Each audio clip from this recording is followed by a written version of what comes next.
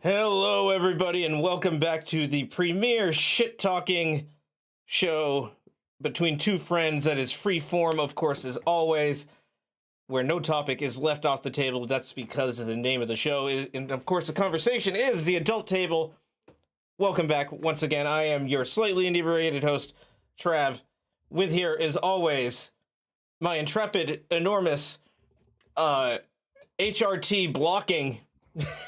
gender disconcerting fellow host, the vanilla gorilla himself, the one and only Mr. Joey Fats. How are you doing, brother? I'm doing outstanding, bud. It has been a good week for me. I've worked a minimal amount this week. I did a ton of racing on iRacing. Hey, get it in when you can. Yeah, it's I don't know if you caught anything from Talladega yesterday. I did not. From the NASCAR race. It was the most epic victory celebration ever by any driver in the history of the sport. And it was a second-year driver, this kid Carson Hocevar from Michigan. He's this tall, goofy, like 6'4", like skinny, lanky kid. Mm-hmm. They call him the Hurricane, and he has no problem just wrecking people, driving through people. Like he basically treats real racing like everybody treats virtual racing, like sim racing. Mm-hmm. And he happened to get his first win yesterday at Dega. And I'll just go on Twitter or X or whatever and just put in his name and just watch the victory celebration. Like, he sits on the door of the car and drives the car while he's sitting on the door, like waving to the crowd. Oh, so kind of ghost riding it, but controlling it still. He basically ghost rode the whip around Talladega, and then he noses it into the wall and just does an epic burnout. Hell yeah. He's just hanging out the door. It was fucking awesome. And the coolest part was Tuesday night, I actually got to race against him in iRacing. Oh, no shit. Yeah. So, like, I told my dad, is that the one you were talking about last week? No, that was a different guy. That was the Formula One world champion. Right. Lando Norris, who I got to race against a couple weeks ago. But this kid I raced against Monday night, actually right after we did the show last week. No kidding. I hopped off here. I went on. I ran a couple of races at Talladega because it's Dega week. It's one of my favorite weeks of the year. I always try to maximize my sim time during that week. And it just so happens that he ended up in one of my lobbies. And I got to race against him. And it was pretty wild. I was telling my dad on Tuesday, I was like, I got to race Carson Hocevar last night, which, by the way, one of the worst names to ever have to say with a Boston accent. Carson Hocevar. Carson Hocevar, kid. Carson Hocevar, kid. And I ended up, I told my dad, I'm like, yeah, I got to race against him. My dad's like, who the fuck is that? I'm like, rookie of the year from NASCAR last year. He's like, I don't know. He's like, I don't know. There's so many drivers. I don't fucking pay that much attention to it. And then my dad saw the celebration. He watched the race because obviously my dad's he's a big NASCAR fan, but he doesn't watch like every race like I do. Right. But he grew up loving it, and we loved it back in the 90s and everything. It was my first love in life for those that didn't know that. But anyway, so I'm telling him, like, yeah, I raced Carson Hocevar. He watches the race, sees him win, watches the burnout, and calls me afterwards, and he's like, that was fucking awesome. That was so fucking cool. That kid is fucking... I was like, yeah. I was like, Dad, that's the guy I raced against last week. Remember I told you I raced against some kid on iRacing? He's like, oh, that's the guy? And I said, yeah. He goes, oh, I like him. Yeah, he's cool. And I was like, yeah, that's what I was trying to tell you. Well, yeah, now that you can put a name to the face and what have you, because you probably heard of him, but you just forgot. Like, oh, yeah. And you know what's funny? I think this is like the first time all year I haven't bet on him to win. The one time I don't bet on him to win, it was here. Because usually... I won't even bore you with it. But anyway, it's very tough to win these races on super speedways like this. He's very good here, but you have to get very lucky and be in the right place at the right time. Because timing and opportunity. Yeah, they need to meet 25 car wreck yesterday that took out a lot of good cars. And yeah. I'm not saying that's why he won, but like it's a factor. Well, you have to avoid that wreck. You yes. know what I mean? Like, and he happened to avoid it. So he was one of the few that did. And anyway, he ended up winning it, and it was funny. But I think he was like plus 2,200 too, and I was like this fucking close to taking him, and I didn't. I felt pretty stupid afterwards. Oh, plus 2,200 too. That would have been a nice. That'd been a nice $220 win, you know, or my $10 bet for the week. But unfortunately, I didn't pull the trigger on it this week. I went with somebody else who I thought might have a better chance at being there, and they finished, I think, like second or third. But nonetheless. 'twas not the one I needed, but anyway, it was really cool. If you get a chance to watch it later, I would definitely recommend checking it out. Oh yeah, I'll check out the his victory lap for sure. That sounds interesting. It was, dude. It was the best victory lap celebration I have ever seen in the history of the sport. I thought you were gonna say instead of like chugging. Well, I know that's like which one is it that where they drink the milk? Is That's the Indy 500. Indy? I was gonna say instead of doing that, he just grabbed like he brought out some woman who's like lactating and he just like squeezed her tits and like got the milk that way, and then did something like like you said, ghost ride the the whip and then do a burnout into the wall.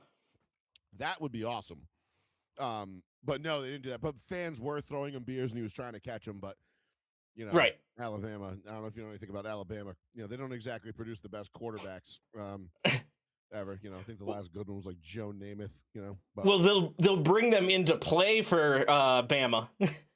Yes, they will. But typically they aren't from Bama originally. And not for nothing either, but you know, like Jalen Hurts, former Alabama quarterback, did win a Super Bowl. Yes. But, you know, we could argue that probably not because of him. And then, you know, Tua, who's now no longer a Miami Dolphin. But anyway. Yeah, I feel bad for that guy. Too many big hits early, and like he should probably consider retiring already. It's not good. No, it's not. I mean, shit. Dale Earnhardt Jr. had to retire from NASCAR because of concussions. Mm-hmm. Believe it or not, and I mean they wear helmets. Like, I mean, not that they don't in football, but like full face helmets. They're strapped in, and safety of the cars, and blah blah blah. And, well, ideally, you're getting hit more often in football. Granted, not nearly as hard. Although it could be comparable depending on the speed. There's variables, but you know what I mean. You're more than likely to get hit and rocked in football as a quarterback, especially a mobile one, than you are into a wreck with other professional drivers. Not to say it doesn't happen. Obviously, it does. But yeah, no, it does. But yeah, you're right. It's like you figure as a quarterback, you probably get hit. You probably get hit. You know, a couple, like 2, 3, 4, maybe 5 good times a game, right? Like especially if you take off and run. You know, maybe like on average, probably like say like 2.5, 3 times a game you actually like get hit. Whereas with like cup cars, like you might run 36 races and you might only wreck in like 6 of them. But depending on where those wrecks occur and how they occur, they could add up to being more traumatic overall than those however many hits. I would definitely. I mean, I don't even think it'd be an argument. I definitely think football players would definitely have head trauma more often than race car drivers. But I think the severity with which trauma can occur in a race car in one instance is, obviously way, way more violent. Yeah. Any given one of them, if the circumstances are right or, wrong, I would say is the better word. Descriptor is it could be fatal. So, right. I mean, which thankfully we haven't had that in 25 years now. So that's good. But yeah, you're right. I mean, they measure the G-forces when these cars hit the walls. And like some of the even like the shorter tracks, like where where you don't think they're going that fast, but still like 160 miles an hour, still 160 miles an hour, no matter how you split it. Yeah. And they I think it was like Denny Hamlin got wrecked a couple of years ago, like Richmond or one of the shorter tracks, and the G-force, the impact G's was like 90 G's in the car. Yeah. You know what I mean? Like just impact, not sustained. Obviously, no one could live through that, but yeah, it was wild. You're like, holy shit! You're like, God, that is a violent fucking hit. But yeah, when you go from 130 miles an hour to 0, yeah, and that fast, you're like, oh, right. That energy is dispersed. That shit's got to go somewhere, dog. And usually it's going straight through your cranium. But anyway, but yeah, fun. Go check that video out. It was a lot of fun. But anyway, I've had a great week. It was almost ruined on Saturday. I got super, super nervous for a second there. And then thank God everything turned out okay. But yep, and we might as well. Yeah, we don't need to beat around the bush. We'll get to that right now. I didn't actually find out until Sunday morning because I was watching movies with the lady, and neither of us were like really looking at our phones all that much. We were kind of just into what we were watching. Should be when you're watching a movie. Yeah, we watched a couple, or I think immerse. What'd you watch? Anything good? Well, we were watching an episode of a show that we watch, and then for some reason, I brought up Team America, Oh God. and I was like, "You've seen that, right?" And she's like, "I don't think so." And I was like, "Oh, well, we're watching it." Oh no. And she was like, "Okay." I was like, "Right after this episode, I'm putting it on." Like, Yeah, this is like one of those like I've never seen Star Wars moments. You're like, oh, well, we know what we're doing next. Like, yeah. Well, this felt even more important to me. So yeah, obviously. I was just using Star Wars. I did the Star Wars thing. yes, but I was like, oh no, I was like, I've been meaning to watch it again because I haven't in quite some time. So perfect opportunity. Boom, put it on. She was laughing her ass off the whole time. She loved it. It is. I think that's probably in my top 5 funniest movies of all time. I could say so. I mean, I would have to I'd have to go through the list, but like Dumb and Dumber, Team America, Grandma's Boy. Mm. And I mean, probably I won't say the South Park movie. It's up there, but I won't say that because I feel like that's too easy. Yeah, I'd have to go through it. Like, I mean, Don't Be a Menace to South Central while drinking your juice in the hood. Like comedy, there's movies though, but comedy, like true original comedy, is super bad. Yeah. As much as I dislike Seth Rogen, and he basically wrote that thing. Yeah, that was. I feel like Superbad was like the last good original comedy that I saw.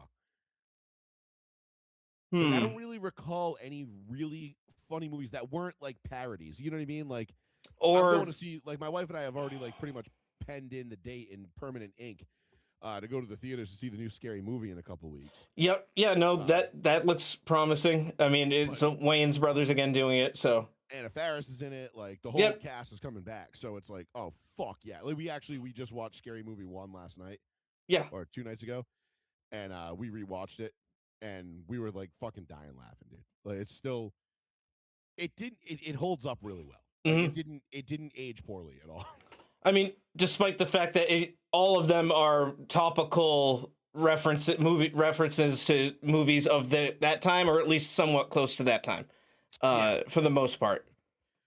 I like Shannon Elizabeth was Shannon Elizabeth? No. Shannon Elizabeth, right? That's her name? Yeah, she was hilarious in that. Yeah.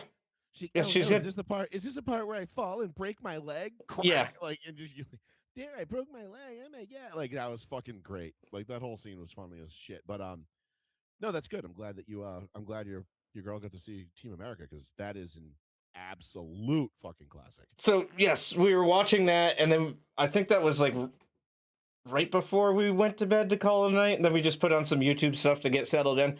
But I didn't check my phone on anything until the next morning when I'm going to go take my morning shit. And I go to do it, and I see that I have like 35 texts that I didn't see because it was from one of my group chats with the boys. Yeah. That I put the I mute the notification because sometimes I will get like 35 overnight. Like, oh, trust me. And I'm trying to sleep. We have one group chat that most people mute. It's for my fantasy football league. Oh yeah. But there are 2 people who will remain nameless that will just start shit talking the ever loving fuck out of each other, and like not in like a funny haha way, like almost in like a mean way. Like they're trying to hurt each other's feelings, and it's like, guys, like, and you'll have like, I'll like come out of like work sometimes after like a double. There'll be I have like 116 messages, and it's just them yelling at each other back and forth the whole time. I'm like, God damn it. And so everybody mutes it, which is really detrimental to the league, because then when I like, text the league, like, hey, we're going to do draft order. We're going to establish the draft order or the draft date, whatever, like important league stuff. Everybody has it muted because they're so sick and tired of these 2. But yeah, I know the feeling. So yes, I don't see any of it until then.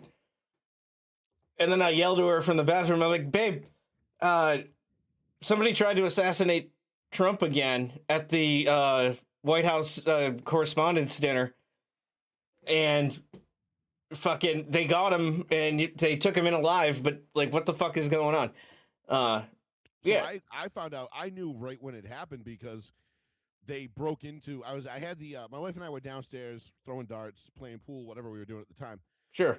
And we were just hanging out Saturday night, chilling, doing our thing, and I had the NBA playoffs on. just like his background, whatever. I don't remember watching what game was on, but it wasn't anything I really gave a fuck about. Probably like Yeah, Oklahoma but game or something. it's live sports, it's playoffs, you got it on there. It's perfect background noise. You know what I mean? But we had the music going, so we get the music cranked up. We're listening to tunes, and I had the TV on, and I look over at the TV, and I see breaking news: White House correspondent in assassination. And I'm like, oh no, fuck off! What now? And like my heart kind of dropped because all I saw was assassination. Mm-hmm. And I'm like, you got to be fucking kidding me! It better not be fucking Trump. Like, and then I go over, I look at the TV, I shut the music off, and I'm like, holy babe! I'm like, babe, look, and she's like, what the fuck?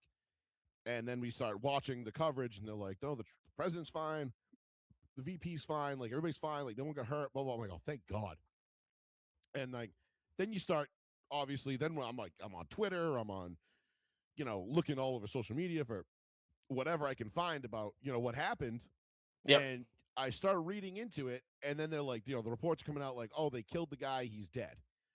Shooter's dead. And I'm like, okay. And then it's like, nope, actually he's alive and in custody. I'm like, okay, like what is it? Like, right. So the information was flying fast and furious in real time. And naturally, like, you fear these things are gonna happen, right? And it's not just because it's Trump or a Republican or whatever. Political, like we've seen throughout history, political violence like this, assassination attempts, things like that, tend to lead to bigger and worse problems. Yeah. Right? Like no country, like if like we had found out, let's say, I don't know, some fucking Ukrainian nitwit came over here and assassinated Trump. Like, I don't know if that's going to lead to World War III, but I could definitely see us being like, hey, Russia, you want Ukraine? Like, they're all yours. Never mind. Like, have a nice day. Yeah. And that could lead to a bevy of bigger, problems. And I'm not saying that's likely or whatever happened, but you know what I mean? Like, nothing ever good comes from it, right? Aside from the fact that there's a dead person, which political violence has no place in our society, in Western civilization, period, end of story. I don't care what side it's on. I could sit here and tell you, I hated Barack Obama for 8 years. Yeah. Would the world have been a better place if he had been assassinated? Maybe. I mean, you could make that argument. Probably not. But nonetheless, I don't want the man dead. Yeah. I mean, unless, of course, he's a traitor and he's a treasonous, whatever. But that's if found guilty of something that would warrant such a verdict. Court to decide, not me. Yes. Not my personal feelings towards the man. But nonetheless, I get super, like, I'm always like super anxious when I see something like that happen because nothing good ever comes from it. Like I said, aside from the fact that somebody's dead, you're like, God damn it. Like, okay, what next? Like, let's say they do kill Trump someday. What next? Like, where do we go from here? Because half the country isn't just going to sit there and be like, oh, well, they killed Trump. That sucks. But, at least we got Vance. You know what I mean? Because then, no, this country is going to, it's a powder keg. Mm-hmm. And something like that can ignite it. And you just don't. And I'm not interested in seeing what that aftermath looks like. Yeah, neither do I. And it's a third attempt in 2 years. I mean, shit, dude, we're averaging like an assassination attempt like every 6 months on Trump at this point. It's ridiculous. And there's, of course, leftists that are saying, "Oh well, I wouldn't consider the two subsequent ones after the first to be attempts, considering they weren't even really close to him." It's like that doesn't matter. They were there for that explicit reason. Yeah, if Trump had picked up the pace of play by 2 holes on the golf course, he might be dead right now. Like, yeah. There was a guy in the bushes. Like, they happened to get lucky that somebody happened to find this guy and see the barrel of his gun sitting there. Like, what the fuck are you talking about? That's not an attempt. That's absolutely an attempt. It's semantics. That was Keith. Yeah, I believe that was Keith Olbermann that I saw made that tweet. And I'm like, oh, of course it came from this guy. Yeah, like, he's cooked. That man, he is lost. I don't think he has. He must be one of those people that either smoked or drank himself or did drugs to retard himself permanently, because he wasn't always this unhinged and loony. No, you know what I mean? I can't say I've ever really agreed with him, but he didn't seem completely unreasonable before. I didn't. I remember when he was on like Sports Center back in the day, and he was pretty funny. Like he was, he was all right. Like when he was talking sports, sure. right. I mean, I've never agreed with his politics, but then again, I don't agree with most people in show business or Hollywood, if you will's politics. So yeah, that's not a surprise. But he has gone I mean, like, dude, like he must have got like a bad hit of acid or something that just fried his brain. You know what I mean? Like, because this man's probably like living out of his closet at this point. You know yeah. what I mean? don't know what his major malfunction is now. Like you said, if somebody gave him some bad acid, or if he got kicked in the head by a horse. Well, do not take the purple acid, Yeah. man. It's not good. But But yeah, people like him, and then of course you got some of them saying, "Oh, it was clearly staged," which So- I'm done listening to people say that shit. It's I mean, Trav, at this point, right? We know what it is. We know if Trump gets assassinated, the left is going to say, "Well, he had it coming. He deserved it. He had it coming. He asked for this. Whatever." Then when the attempt is not good, it's it's staged. it's staged. What the Iranian the negotiations with Iran didn't go well. Oh, so what they needed a distraction. And distract from the Epstein files still, and the Epstein. and the midterms are coming up. Jews. It was all the Jews. The Jews did Again. Yeah, with that. Again, all the Jews. The Myron Gaines and the Hodge twins over here. Like, it's the Jews. Candace Owens, the Jews. Yep. Meanwhile, within hours, less than 24 hours, they had already found the guy's manifesto. He made it very clear this wasn't a deranged. Well, he might have been deranged in the sense that he wanted to assassinate the president of the United States and any members of his cabinet that he deemed fit. But an articulate, educated man, doesn't seem like it. No past issue, mental health. Like seemed to have everything going right for him. Except he was a teacher from California. I mean, yes. Besides pronouns in his Twitter bio. Yes, so some forms of there it is. There's some signs. Yeah, no, those are definitely signs. But he, with the other ones, they had posted shit before where there was very. I mean, not to say he didn't post negative things about Trump, but they posted like, pretty explicit shit. Right. Well, this guy, I mean, it just seems odd that a 31-year-old school teacher with seemingly his whole life ahead of him would throw it away on, a literal fucking, bum rush style attack into a heavily secured room. Like, I don't know. It doesn't seem very well thought out, which lends me to believe, to your point, that, yeah, this guy didn't seem deranged on the surface, but he was clearly deranged. I mean, yes, on surface level, none of the major warning signs were there. You said about, you look at him, you're like, what the fuck? Like, this he's a school teacher. He's clearly got a higher education. Like, he's 31, seemingly going. I mean, that's not to say his manifesto was all blue sky buzzwords and topics. It was all just CNN talking points. Calling him a rapist, calling him a fascist, a pedophile. Which again, I had a conversation with our favorite history teacher again on Facebook yesterday, and I was like, prove it. I'm like, prove he's a pedophile, and I'll denounce him right now. Like you'll get a complete 180 out of me. And what does he do? He posts a Politico article for the E. Jean Carroll settlement. I'm like, oh my god, dude. Which again. I'm like, it was discredited. She doesn't know when it happened, where it happened, who she was with, why she was there. She's not even sure if Donald was even the guy that she's accusing of rape, but it definitely was him. But he might have been in the state. Yeah, he might have been within the same hemisphere at some point. Maybe the same county. Yeah. Yeah, and I made a point. I was like, that's like me saying I went to Augusta National and shot a 25, broke the course record, and shot, some absurdly low score. Like, I shot fucking, 60 at Augusta. Can't tell you what year it was, what month, what day, who was with me. Yeah. What clubs I used, how I got there, why I was even at the course. Couldn't tell you any of that, but I definitely did it. And you're like, I believe him. Mm-hmm. I believe him. You know who He's got a trustworthy face, ladies and gentlemen. You played it with Tiger Woods, and you had to give him a ride home because he was already fucked up. So he's the only witness. He was going to be OUI for the 13th time, and so you'll have to believe Tiger when he says he saw you do it.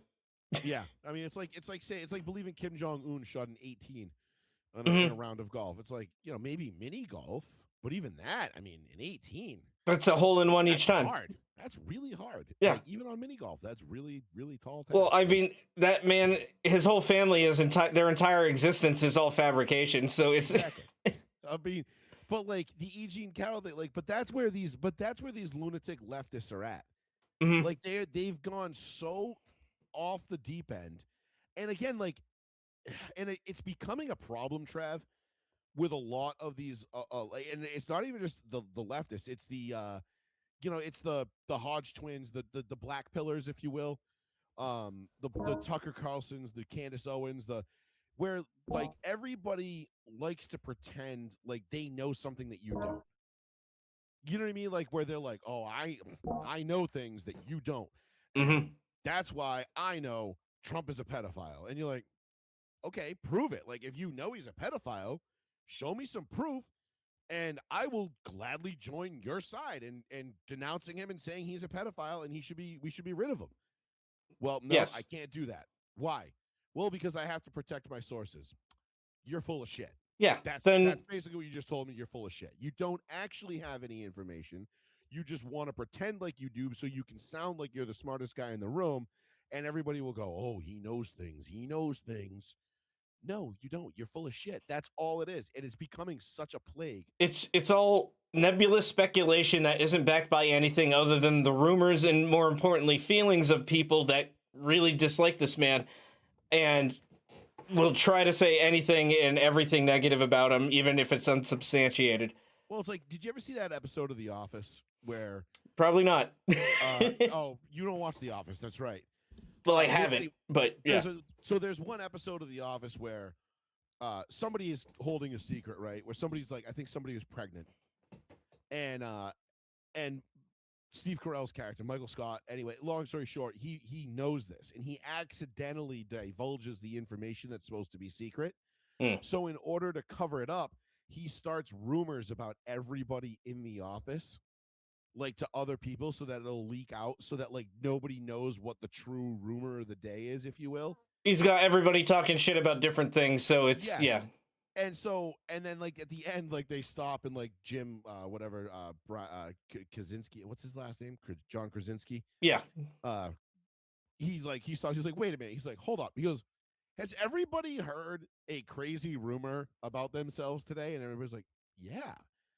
And they're like, and they start like figuring out like where the rumor came from. Yeah, and that's kind of what we're doing with Trump. Like it all stems back to Steve Carell and Michael Scott, like in the episode.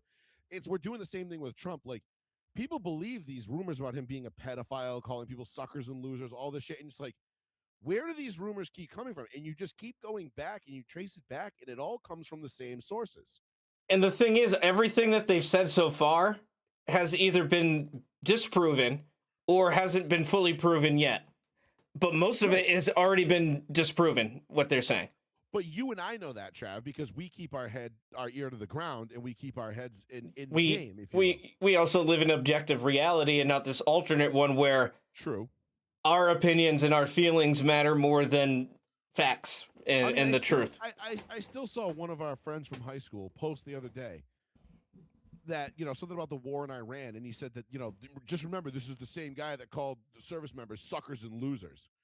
And I'm like, he didn't. I'm like, again with this shit? I'm like, even if you're being just obtuse at this point, like, come on, man, like, come up with some better material. But the problem is that, Trav, people actually believe this shit. Because they hear the one sound clip that's out of context, and they're like, oh, see, same with good people on both sides, and we'll get to that in a little bit. Oh, yes, because that is oh, boy. War. Hey, what do they always say? What do they say about, what's the difference between the conspiracy theory and the truth? Typically about 6 months. This was a couple of years, but we got there. More than a couple, but yes, we got there. We'll get to that in a little bit. But, yeah, they live in this echo chamber where it's just all the same at this point, mostly lies, are being repeated. They keep using them as if it's a valid point to make when it hasn't been for quite some time in most cases, depending on what one they're using. Mm-hmm. And it's also tiresome. And now this happens again, and once they find out it wasn't successful, oh, well, it was staged, and he immediately started talking about why this is why they need the ballroom. They got to get that going again. It's like, well, it hasn't stopped being built.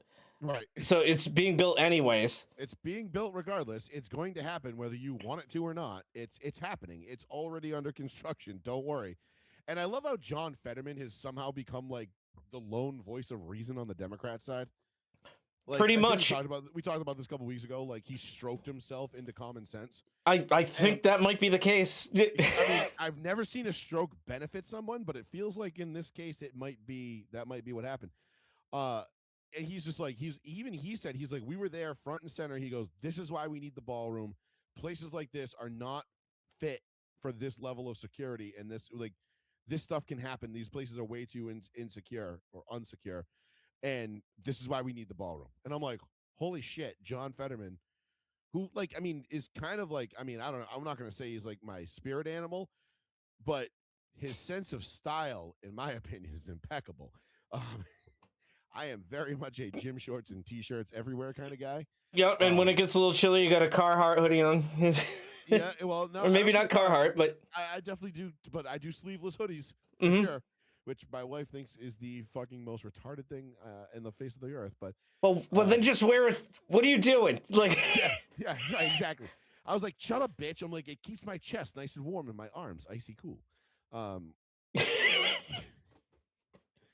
You don't get it. You're not fat, okay? Yeah. You know what? That probably could be it. So definitely it. And I will stand by that because I can say I'm fat. No one else will be like, well, I'm not fat. I'm like, yeah, exactly. It removes any credibility from their conversation. Well, you don't know because you're not fat. And they're like, you're right. I'm not. Even if they are, they're still not going to admit it. Mm-hmm. But anyway, but yeah, he's like the lone voice of reason. But you're right. It's like, dude, the whole bullshit about, and that's all it is just bullshit where it's like, oh, it was staged. It was staged, need a distraction, staged. And you're like, oh my God, dude, like your playbook is so old and tired and transparent. Like, give it up. And also, it doesn't benefit him. I'll play devil's advocate for like 30 seconds here. Let's say it was. It doesn't benefit him in any way, because now all the left are saying it was staged. Clearly staged. It doesn't benefit the guy who's taking the fall, because now he's fucked for life. Right. Yeah, why would that guy go to jail to fucking put on a show?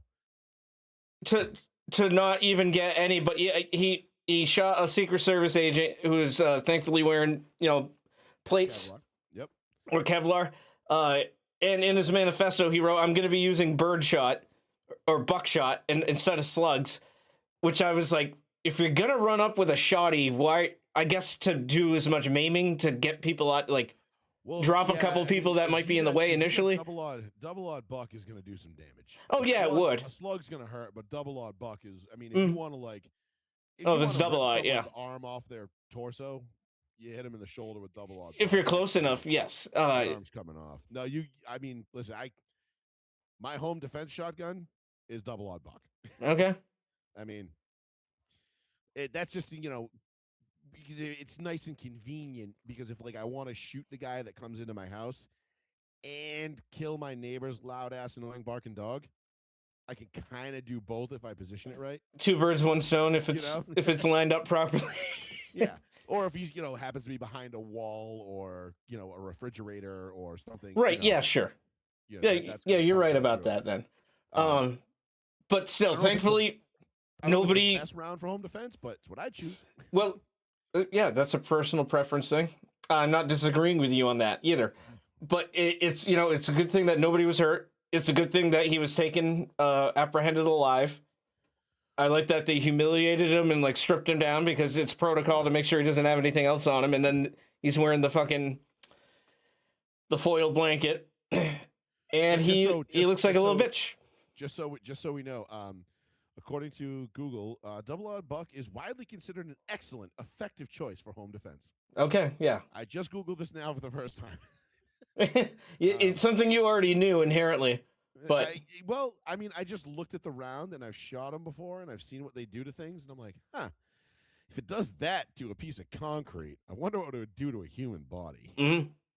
But anyhow, but Well, yes, fair enough. But yes, the dude looks like a little bitch, which he is. And I did like the fact that, like, I'm pretty sure they separated his shoulder too when they cuffed him, which was great. Yeah, why not? Yeah, I mean, I don't think I've separated a shoulder in my career. I mean, it was, yeah, I've never really had. I've popped mine out of the socket a couple times. I only had one guy. I've only had one guy that I've had to come up really resist, and I literally started laughing, and I was like, "Dude, like, stop!" I was like, "You're not stronger than me. Just knock it off." And then he was like, "Okay." Yeah, no, that has but it did look like his shoulder was like popped out. Whatever. Yeah. I guess we'll find out. We might find out. Who knows? But I guess the overbearing point of this thing is, Trav, is, and what the kind of point I wanted to get to was, where do we go from here? Because, like they told, like the Irish told the Queen once, what was it, Margaret Thatcher, you got to be lucky every day. We only got to be lucky once. Yeah. It makes you wonder, like, and I know the Secret Service does a really good job. They've revamped it. They're much better than they were, even during the Butler campaign thing, that whole thing. Like, they've made major upgrades in personnel to the Secret Service. But like I said, they only got to get lucky once. And unfortunately, that's the reality of the situation, and that's why they have to be perfect. Mm-hmm. But where do we go from here? Because if something does happen to President Trump during these next, 2.5, 3 years, I mean, obviously we know what the succession plan is, because we've lived through assassinate. Well, we haven't, but we've seen assassinations before. Yeah, we know how the protocol works. Going to happen, but nationally as a country, where do we go from here? Because you and I both know, like, we'll have friends, neighbors, family members celebrating a succeeded assassination. Yes. On Trump. I mean, we had those are the same people that were cheering for Charlie Kirk's death. Fortunately, I've told most of them how I feel, and I've cut most of them out of my life. Yeah.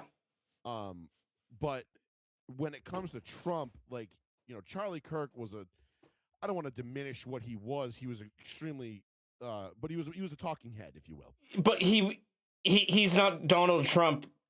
Also, Donald Trump, president of the United States. He didn't affect policy. You know what I mean? He could talk about things, but he didn't affect policy. I think that's why it was like so. And you'd have to be involved in the political talk sphere to even know who he was and give a shit, really.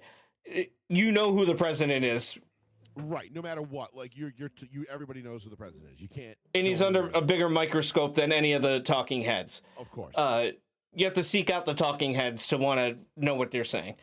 But the president, even Charlie Kirk, like, kind of have to too. But still, people who didn't even. I mean, I know for a fact most of the people that I know that were cheering on the death of Charlie Kirk had never listened to Charlie Kirk. Yeah, they didn't listen. They didn't hear a thing he said. They just heard what other people said about him. Oh, and he's conservative, and then I must not like him. Conservative, and he worships God, and he's a transphobe, and all this. It's like, no, like, hold up. First of all, like, I love when people label me a transphobe. Like, no, I'm not afraid of you at all. I'm not afraid of trans people by any stretch. I mean, I carry a gun on me 365 days a year, pretty much 24 hours a day, except when I'm at work. There's really not much I'm afraid of. You know what I mean? In fact, I'm welcoming. I'd be almost welcoming to certain situations. That being said, and it's not to sound like a tough guy. I'm not that. But also, like, even without a gun, like, I walk around at 6'3", 320 pounds. Like, there's not much you're going to do to me physically that I'm not going to be able to handle. Like, it's just the facts of the matter. And again, that's not tough guy talk. That's just the reality. Yeah. So if some fucking trans weirdo wants to come up to me and start screaming and be like, "It's ma'am," I'm going to be like, "Okay, bro, go away." Like, and you're not going to do a goddamn fucking thing about it. And I don't. Yeah, it's not we don't have irrational fear towards them. Yeah, It's I'm not afraid of you at all. Like I'm afraid of I'm afraid of what your mental illness might drive you to do. mhm. Absolutely, because that I feel like is a much, much, much more dangerous thing. Not to me personally, but just in general. Yeah, My only hope potentially. is that most trans people just take it out on themselves because to me being trans is a just a very it's a very trendy way of having self-loathing. You like you hate yourself so much that you're willing to mutilate your body in order to be something you're not, and you hate yourself for it. Like I think it's a combination of that and also not having a personality at all, and then they make that their entire personality. oh yeah, trust me, we all know the type. Yeah. Trust me. Like I mean, I joke about this at work all the time. Like I work with guys that make our job their personality, and I'm like, dude, stop, just stop, don't do Mhm. that. Like that is a one-way ticket to being extremely disappointed in life. Um, but you're right. It is. You're right. It does. They use it and they put it in place of a personality. Mhm. I'm not afraid of. But to say that Charlie Kirk was a transphobe would be completely inaccurate because Cuz you've never listened to him. You've never actually listened to his points. You've never listened to what he said. So by you rooting on his death, I can only take that personally mhm. because even though I wasn't a big Charlie Kirk guy, and we've talked about this a million times, Yeah. I did not. I don't think I've heard Charlie Kirk, plenty of them. He was not one of my go-to listens, but I heard enough of him, and I said, okay, yeah, I get where you're coming from. Yeah. I'm kind of out on the whole God Jesus thing. Not my cup of tea, but do you? And not for nothing, I think this country was a better place when you know Christianity and God were in our schools and more in our lives. But that's a whole nother debate for a whole nother day. I still don't think it should be pushed on anybody, but Yeah. could I make the argument that life is better when you just follow the 10 Commandments as a basic concept of like how to live your life? Sure, Yeah, absolutely. and I don't think you have to be religious to think that those tenets are at least, hey, you know what? Yeah, Those I work mean, for a functioning society yeah, don't at the steal, very don't least. kill people, don't fuck your neighbor's wife. Like, Yeah. I mean, pretty easy shit, really. But nonetheless, those people, those are ignorant people, and my whole point of this long-winded elaboration here is that what do we do if someone succeeds in killing Trump? Because they already succeeded in killing Charlie Kirk. We know what those people did and said. We know that it's going to be triple. I don't even say triple, 100 times more vocal if it happens to Trump Yes. than when it happened to Kirk. Because again, I think a lot of people on the left and a lot of people on that side, like you just mentioned, didn't know who Charlie Kirk was. Everybody knows who the president is, and everybody either and it's not like Trump is one of these like middle, people are like, I like his policies on foreign policy and his economic stuff. I don't like his this, that, and the other thing. No, it's love or hate. Like Yeah. there has been a very definitive line drawn in the sand, and you're either on one side or the other. There is no middle ground. He's incredibly polarizing, for better or worse. That's part of the reason why I like him, but I honestly think it's for better because it has exposed the other side for what they truly are. And for being as truly hateful and evil as they are. And what they truly are people that are calling for these actions to be successful, showing disappointment when they aren't. Mm-hmm. And like you just said, it would be 100, maybe even 1,000,000 times crazier the celebration that they would have than what happened to Charlie Kirk. It would be disgusting, in fact, like the revelry that they'd be going through. And then where do we go from there? Like, because like I have a Trump flag on my flagpole outside. Yeah. Like, everybody in my neighborhood knows where my politics lie. Like I'm not shy about it. I don't care. Like I said, I'm 6'3", 320 pounds, and I got a lot of guns. Like Mhm. I'm not really afraid of anything. I'm not saying you can't get me. I'm not saying I'm invincible or I'm some super tough guy and I could beat anybody in a fight. No, but I take measures to protect myself, my family, my property, so on and so forth. And Yeah. there are a lot of people that are just like me who have way more skills than I do. They're much more trained than I am. And those people want to just be left alone. They don't want, those are your retired military guys, your guys that just want to, that are sitting on the sidelines right now watching what's happening, going like, man, I'm just glad I'm not involved anymore. But if you push those guys back into action, if you will. Those type of people, I can assure you, whatever little uprising the left thinks that their tantrum they're gonna throw, it will be silenced immediately. Yeah. Because those guys don't want to do the things that they know they're capable of doing.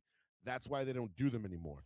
But if you push them and they are forced into that situation, it will be over very quickly for you. Yeah, and I don't want to think, because you asked the question, like, what do we do if that happens? I don't want to think about if that could happen, or when it does, if it ever does. I don't want it to. What I think Trump needs to do is prepare for it and make sure it doesn't happen. So if this means he's got to start enforcing stricter laws on specifically like leftist violence, I mean, he kind of already has cracked down on it somewhat, but like even more so where it's like, okay, there's like now even less tolerance for this, like complete zero. Like, yeah, I think like if you have this kind of ideology and you're being vocal about it and wishing it upon, or saying somebody should, like, enough with the vague. Yeah, those people should be. I mean, not to say freedom of speech is eliminated, because obviously this isn't the case. This is your First Amendment protects you from what you can say against like the government and what they can do to penalize you for it. But again, it doesn't protect you from repercussions for what you say from anybody, government or otherwise. You can't make threats. Which is something the left has told us time and time and time again. Yeah. Over the last 15, 20 years. So I think it's not like a Minority Report sort of thing where it's like, oh, you're being arrested for future crimes. Right. I'm not saying that. I'm saying that we've got to take all of this even more seriously, and people need to step up if they have an inclination that somebody they know might have these ideas and are thinking about pulling up, attempting them. I don't know where we kind of lost our way with that, where like all of a sudden like it's okay for like Johnny Depp to get up there and just talk about blowing up the White House because of who's in it, or has an actor ever assassinated a president or anything like that? Like, oh, John Wilkes Booth, yeah. Right. I mean, but like I don't know, like if like I don't know where we got to the point of like where like, yeah, that's okay, like ha ha ha, that's funny. And like it brings me to like the Jimmy Kimmel thing. What Jimmy Kimmel said on Thursday night during when he did his fake White House Correspondents' Dinner, like he was hosting it, and he said, Melania, like, you have the glow of a future, like of someone who's about to be widowed or something like that. A future widow, I believe. Yeah, whatever he said, basically hinting that like, oh, someone's gonna kill your husband, and you just have a glow about you, like joking about it, like, bro, like. Not for nothing, like, all right, first of all, like, tasteless joke, whatever, low-hanging fruit, I mean, could be funny in certain situations, but given the fact that we saw Charlie Kirk get shot and that Trump has had now, well, at that point, had 2 attempts on his life. Yes. Including, the Butler, Pennsylvania one where he was actually nicked, thank God just nicked. Mm-hmm. But not for nothing, like, and this goes back to the whole like, oh, it was staged assassination attempt. Yeah, go tell that to Corey Competor's family. Mm-hmm. Yeah, that this was staged. Like, oh, cool. So my dad died, so you guys could stage an assassination attempt. Neat. I'm sure they really think it's staged. Yeah, no, that guy's really dead. Like, and they'll sit there and say, well, yeah, they just didn't care they didn't care. You're gonna break a couple legs. Collateral damage, yeah. Yeah, and it's like, go fuck yourself, you fucking clowns.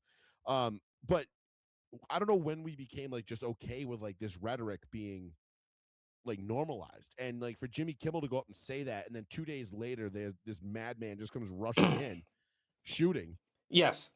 I mean, like you said, he shot a Secret Service agent. Like, it's not like he just ran in there like with no, with just like kind of no. He literally ran in there guns a-blazing. Yeah. And was going to take out as many people as he could. He had a list of specifically who he would target and who wasn't viewed a target unless deemed completely necessary. Yeah. Rachel Maddow, not a target. My Damn lesbian lapdog. Yeah. She's my hero, my muse. My flame. Yeah. Vagisil. Vagisil, yes. Every day. See, this is why we're good. This is why we're doing this. You dumb bitch. Anyway, God, I love that fucking episode. But no, it was just like this is not like kind of I feel like I agree with what you're saying to a degree, because I don't like, because the rhetoric that's being pushed by the left, the demonization of everybody who's not a full-blown leftist retard communist, is putting a lot of people in danger. And it'll start with a president and the politicians, and eventually that rhetoric is going to work its way down to your neighbors. Like, your neighbors are going to start, vandalizing your house, and then, the cops won't get involved, and then the mayor won't, the DA will be like, nah, I don't want to press charges. It's just some simple assault. Just figure it out amongst yourselves, and then all of a sudden I shoot somebody because I'm defending myself, and they throw the book at me. You know what I'm saying? Like, they Karen Read me. And we've seen where this goes. Like, we know what it's like, because, you and I, we've studied history. We know what happened in Russia under Stalin, the Soviet Union, China, all these other wannabe communist countries, Cuba, like all these places that are abject failures in terms of a society. And yet, we know the only thing that communism brings is death and destruction. And yet we have the left pushing for it every single day. Yeah. Well, I guess what I'm trying to say is maybe I phrased it the wrong way. I don't want people to be preemptively arrested or anything just for what they're saying.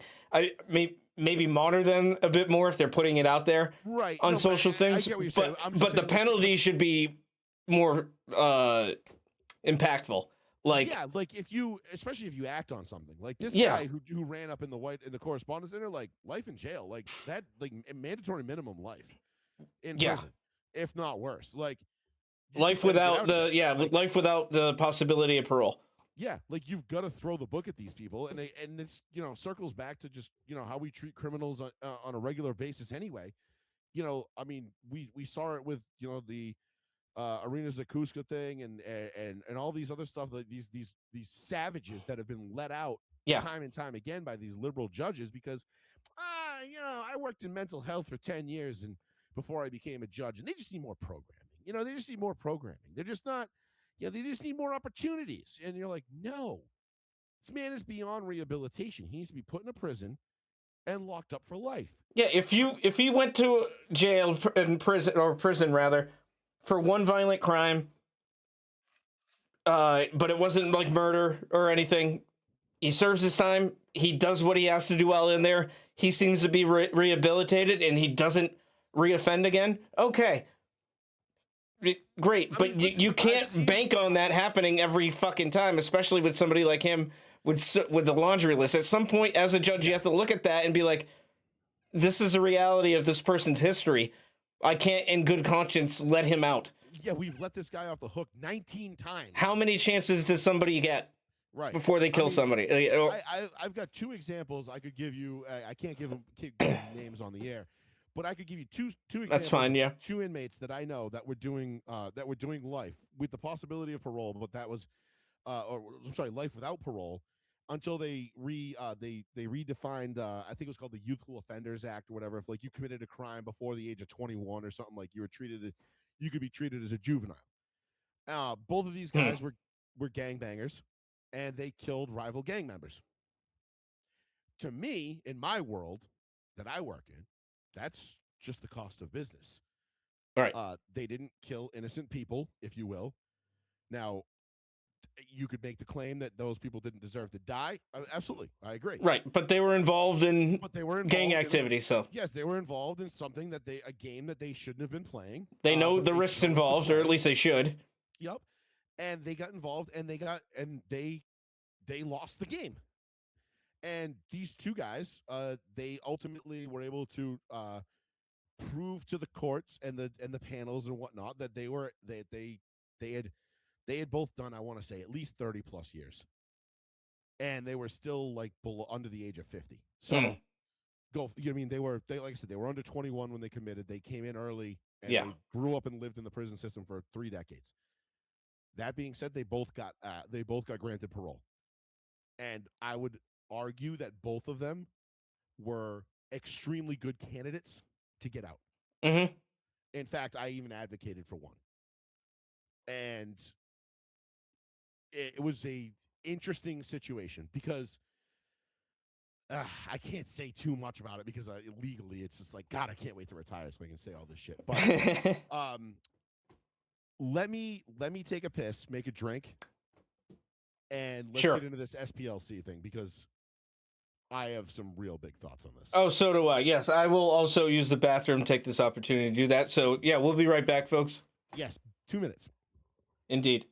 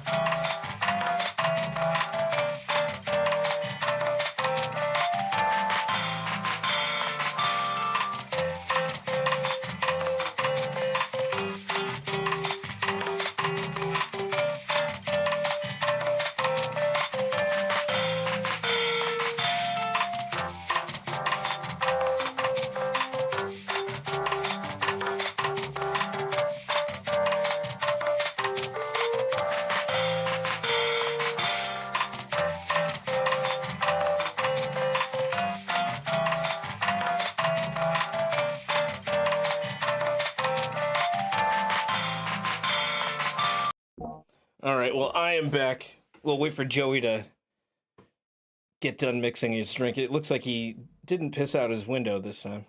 Unless he did that earlier. That'd be funny if I came back and he was... You see him doing it? And he probably pees like Butters does, like that weird kid in elementary school. The one weird kid who'd drop his pants all the way down to his ankles and then at the urinal and then lift his shirt up to pee. It's like, oh, hey, guys. Like, what are you doing? Why did your dad teach you to pee like that? What the fuck is wrong with him? Because you don't just do that on your own. I never got that. I think my cousin did that when he was younger, and I called him out on it at that point. We were very young children, but I was like, what are you doing? What is that? But yeah, we'll get into the next thing. Next topic here. There he is. Okay. Yeah. All right, we're back. I feel like I just lost, like, I don't know why, like, my fine motor skills just vanished on me for like 30 seconds. Wait, you had them before? I just tripped over something in my floor that, like, I should never. It's like tripping over the crack in the floor. And then, like, I walked into, like, the table. I walk into a chair. I walk into something. Like, what am I doing? I think I just had pea brain. You're like, oh man, I really do need another drink. I gotta balance myself out. I'm all fucked up. I gotta get road ready, son. Hand out another one of them goddamn bush lights from the cooler in the back seat. Give me one of them Kurslets. Yeah, Kurzels. But just to put a little happy red bow on the last conversation, it's not saying that everybody's not deserving of a second chance. I think, like I said, those two individuals, I think, were very deserving. But at some point, we have to understand that a lot of these people are not they're not able to be rehabilitated. Yeah, they're not fit for our society. There has to be a certain point, like a demarcation point of like, you had X amount of these types of crimes. We gave you so much rope, and all you did was choose to hang yourself with it. Mm-hmm. Then, sorry, then you can't be trusted, and that's the mark of a good society, is because, like they always say, leniency towards criminals is punishment for the innocent, and we don't deserve that. Yeah, and if it's a matter of, well, incarceration isn't good, then deportation is, but I don't want to make them another country's problem. I don't give a shit about other countries' problems. To be quite honest, Trav, I'm at a point in my life. Oh, I can agree with that too, but you know what I'm saying? Like, fuck about anybody else except me, my own, and those directly around me. Well, we should be putting our citizens first. Absolutely. Exactly. But to your point, like, yeah, I think that, to kind of like just wrap it up, that the rhetoric thing, there's got to be a what's the boil over point? Because we've seen this now where the rhetoric has gotten people killed. I mean, Corey Competore is dead because of rhetoric. This guy who just shot a cop today is dead because of the two Jewish ambassadors that were killed, that were shot outside of the whatever the museum. Mm-hmm. Dead because of this. People, the rhetoric is getting people killed, and the left will blame us because you're the problem. Well, no, it's not us. We're not the ones doing it. If we were, it'd be like what you said, Joey, of all the retirees or the guys that are just like us and not retired, but are capable, and we get sick of this narrative like, oh, well, the right is responsible for most political violence and blah, blah, blah. Like, yeah, go tell that to Lee Zeldin, Steve Scalise, Rand Paul, Trump. Yeah, maybe historically, but even then, I think it's pretty well balanced. If you're going to take into account also history changes, and I'm talking recent, because that's what's most relevant right now. Yeah, it's almost all leftist. It's like saying like, well, white men, white supremacists kill more people in this country than Nazis if you go from September 12th, 2001 till the present. You're like, okay, back that up 24 hours. Oh, right. Yeah, never mind. Mm-hmm. Well, that's a good segue into the next topic, which is a group that was saying something like that for a number of years. What do we have here? What do we have here? I'm so bummed that this came out literally the day after we had our show. Yeah, because this is a big one for me as well. I will bring this up in the thing on the stream. But yes, federal grand jury charges Southern Poverty Law Center for wire fraud, false statements, and conspiracy to commit money laundering. So basically what they're saying is, between 2014 and 2023, the SPLC secretly funneled more than $3 million in donated funds to individuals who were associated with various violent extremist groups, including the Ku Klux Klan, Aryan Nations, and National Socialist Party of America. So essentially what this is saying, without going through all of it right now, I will look at it as we're going along with this discussion-wise. This group, the Southern Poverty Law Center, first of all, the name doesn't make sense because they don't have anything to do with Southern Poverty Law. Nope. All they exist to do is launder money and make false accusations and classifications for groups that are conservative based. The fraternal organization that I'm a part of, we've been watchdog. The fraternal group that I'm a part of, we've been targeted by them countless times, been named everything horrible by them under the sun, designated by that. And to which I said, who the fuck are you to say this? And why does anyone have to take you seriously? You're the Southern Poverty Law Center. Who? That's like the people that make auto crack coffee syrup being able to call anybody, a fucking transphobe or something. Like chocolate milk denier. Yeah, it doesn't make any sense. Like, fuck you. You like chocolate milk? We don't like you. Fuck you. Yeah, it's like McDonald's being able to call any individual or a group of people you know, narco terrorists or anything Right. crazy, eco terror, like something insane. Like it. Oh, It so she's like, just go read that fucking clown manifesto from last night. Like, the very fine people, suckers and losers. The narco terrorists were just fishermen in boats. yes, Like all that shit was in his fucking thing, and that's what the SPLC does. and Is they exist to label people mhm, that they don't like in a negative light.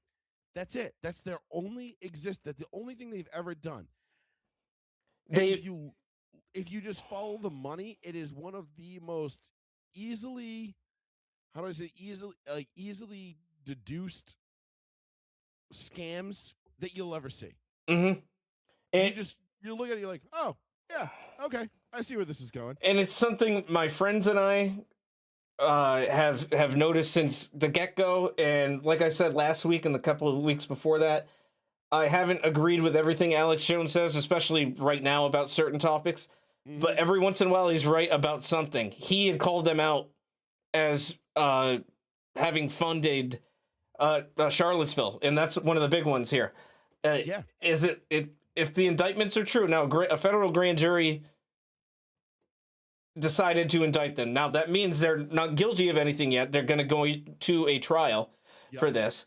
But if a grand jury by a federal grand jury, but that means they saw enough evidence to pursue charges. Yeah. So that's what that means for all the idiots out there. Not our viewers are idiots, but all the idiots out there that don't understand how our legal system works. They're like, oh, well, they're not guilty of anything. Well, not yet. Not yet. But there's enough evidence there. They're not guilty of anything to pursue such charges. But basically, they are. This is a quote from the article. The SPLC is manufacturing racism to justify its existence, said Acting Attorney General Todd Blanche. Using donor money to allegedly profit off Klansmen cannot go unchecked. This Department of Justice will hold the SPLC and every other fraudulent organization operating within the same deceptive playbook accountable. No entity is above the law. And that is what is that is what they're being indicted on for 11 counts of that, essentially manufacturing Charlottesville, potentially J6 as well. All these other outcroppings of like right-wing groups mobilizing, and it's always this little sad event that nothing really happens at. And it's like, well, isn't that funny? Because if the silent majority actually gave enough of a shit and wanted to be this stupid to go out there and put themselves out there, we would, and it'd be a lot bigger and scarier than that. Right. If that's what. So, you and I both watched Charlottesville happen live, right? We knew I didn't see it live, but I saw it when it happened. We were watching the coverage, as it unfolded, right? You're right. I don't know if I was actually in front of my TV. I watched J6 live, but I didn't see Charlottesville live. Yeah. I watched January 6th live too, and I thought that was hilarious because I knew right away what was going on. In my opinion, I was laughing. I was like, "Oh man, I got the world's most deadly boner right now! Holy shit!" Yeah, like I think I posted. I was like, "Yeah, ain't no fun when the rabbit gets the gun." But nonetheless, I had when I watched Charlottesville unfold, and all those idiots with tiki torches showed up. The moment they clipped Trump saying that there was very fine people on both sides and ran with that, immediately I knew this was a Jesse Smollett on steroids type hoax. Like this, because unfortunately, Trav, for those on the left and those that love this, the demand for racism in this country is much higher than the supply. Yes, and I've seen that stated quite a bit since SPLC was indicted last week. I've been hearing it well before then, and I've said it before then too. I can't agree more. And now it's just being proven because why in God's name and these are allegations, but we can pretty much know that this is what happened. The SPLC paid a bunch of neo-Nazis, maybe actual neo-Nazis, who were probably just sitting at home doing nothing. And they said, hey, we need you guys to go make a demonstration. And they were like, nah, we're good. They said, but we're going to pay you. And they're like, we're listening. And these are criminals. Like, neo-Nazi groups are not nice people. Like, they'll betray their, because I think a lot of this too comes down to the fact that Trump refused to, he didn't refuse to denounce them. Like, he denounced white supremacists, the Aryan Brotherhood, the KKK. He was like, no, there's no place in our society for those. Yeah, people. he straight up basically said, "Fuck those guys." Yeah, and then those guys, and then the SPLC contacts them and says, "Hey, Trump just told you to go fuck yourselves. What if we pay you and you can get back at him?" Oh my God, it's like the world's oldest trick. Yeah. And yet everybody fucking fell for it. I knew the day I watched that shit with the tiki torches and all this, I'm like, these are paid. This is paid. This is paid for. Bought and paid for. Now, at the time, I was like, it's you're sitting there going like, okay, is it George Soros? Is it the Clinton Foundation? Like CIA? Like, who's behind this? You know what I mean? But we know for a fact that this is not a grassroots, no, we want these statues and you're not going to take away our history movement. Like, we knew that wasn't the case. This was somebody with, these guys were all being bought and paid for, and we knew that when we saw it. Because the rhetoric they were spewing at these rallies and stuff was not what normal conservatives say. Even like the loud vocal conservatives that I know personally, even they wouldn't be caught dead saying any of that. Even they were like, "What the fuck are they going on about?" Like, you know who spews that kind of shit? The self-described libertarians. That's who it is. Which is why I think libertarians, for the most part, are fucking retards. But nonetheless, neither here nor there. These guys were bought and paid for. It was, to your point, they were so over the top, and we're like, dude, that has nothing to do with our movement.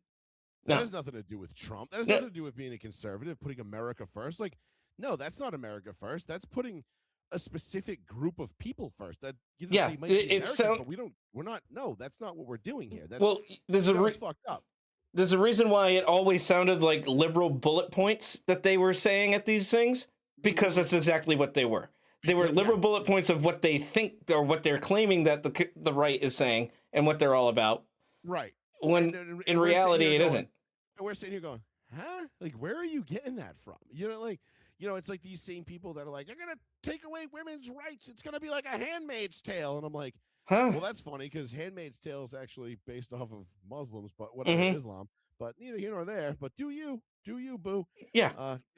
I know all these women just want to go. They want to go out to the clubs on Fridays and Saturday nights.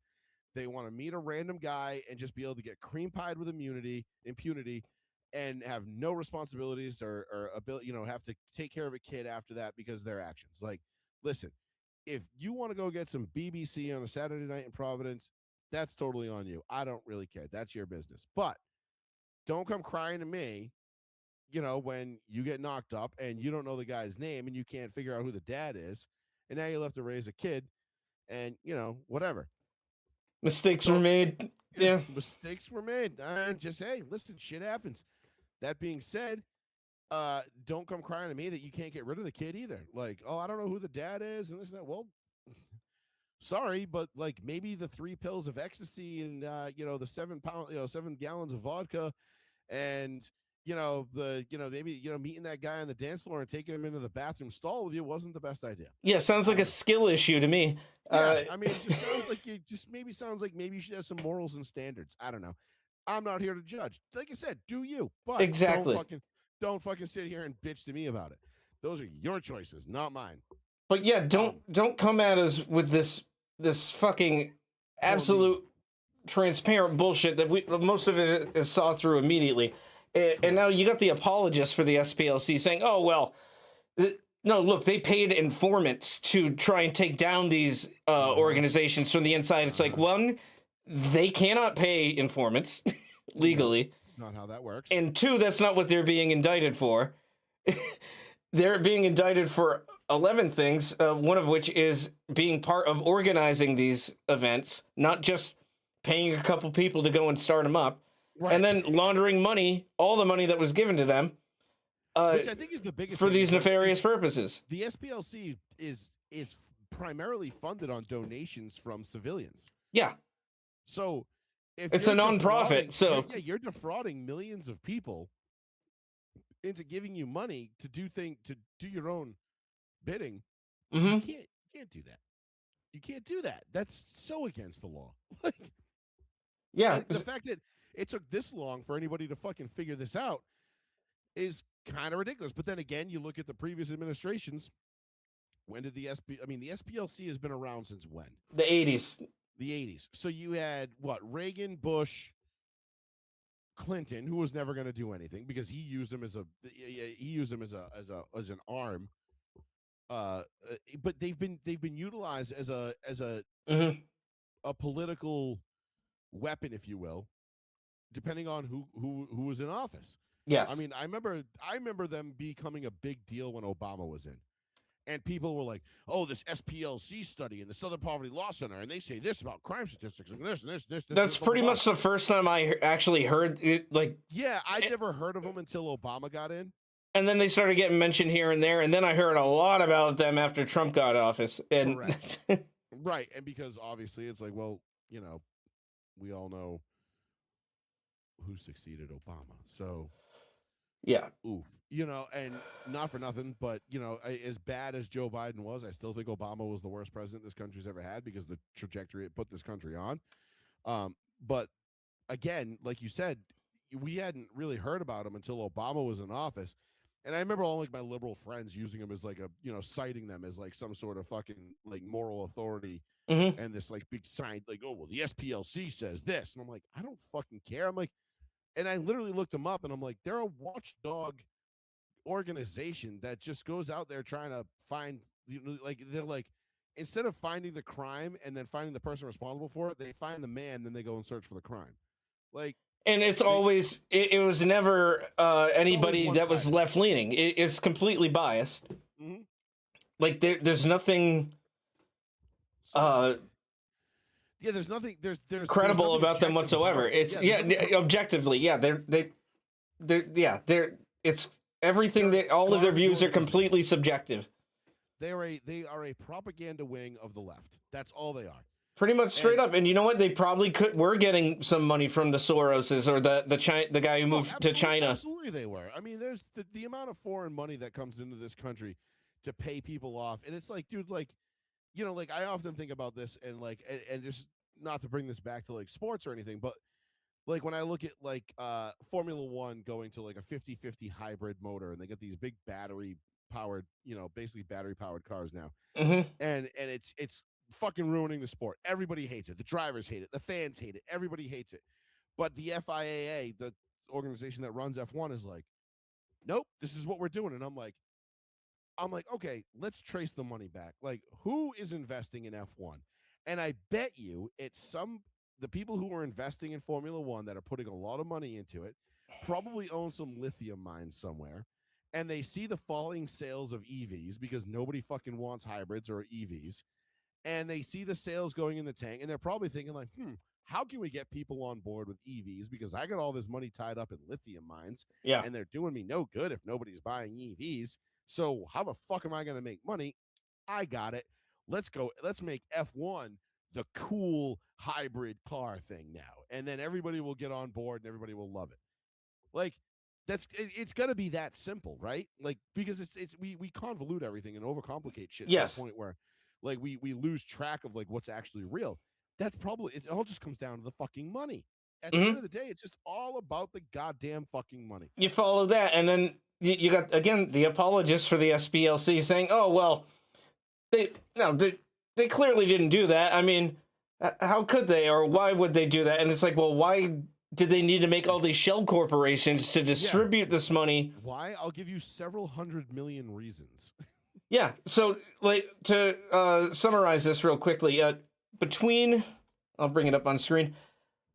Between 2014 and 2023, the SPLC secretly funneled more than $3 million in donated funds to individuals who were associated with various violent extremist groups, including the KKK, United Klans of America, Unite the Right, National Alliance, National Socialist Movement, funny there, Aryan Nations affiliated sadistic Souls Motorcycle Club, so an MC, a Nazi one at that, National Socialist Party of America, parenthetical American Nazi Party, and American Front, who we have mentioned before as being a complete fabrication of the American Front. Yeah, that's the fact.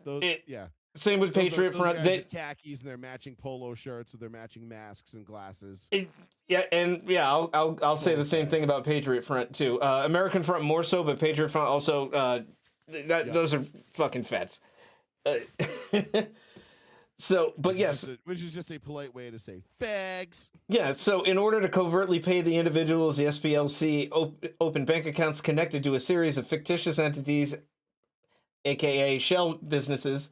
The covert nature of the accounts allowed the SPLC to disguise the true nature, source, ownership, and control of the fraudulently obtained donated money the SPLC paid the individuals. In order to keep the scheme going, the SPLC made a series of false statements related to the operation of the accounts. A conviction will result in the forfeiture of financial gains from the alleged illegal activities, and that's about it in terms of the indictments. But it's crystal clear what has been going on with them since day one, and it only snowballed. Now I might be wrong. It said they started those illegal activities according to the indictments in the 1980s, so that's when they started operating a covert network of individuals who were either associated with violent and extremist groups such as the KKK, or who had infiltrated violent extremist groups at the SPLC's discretion or direction, rather. Unbeknownst to the donors, some of their donated money was being used to fund the leaders and organizers of the racist groups at the same time that the SPLC was denouncing the same groups on its website. So, that's the crux of the problem, but that's not the reason why they were taken down.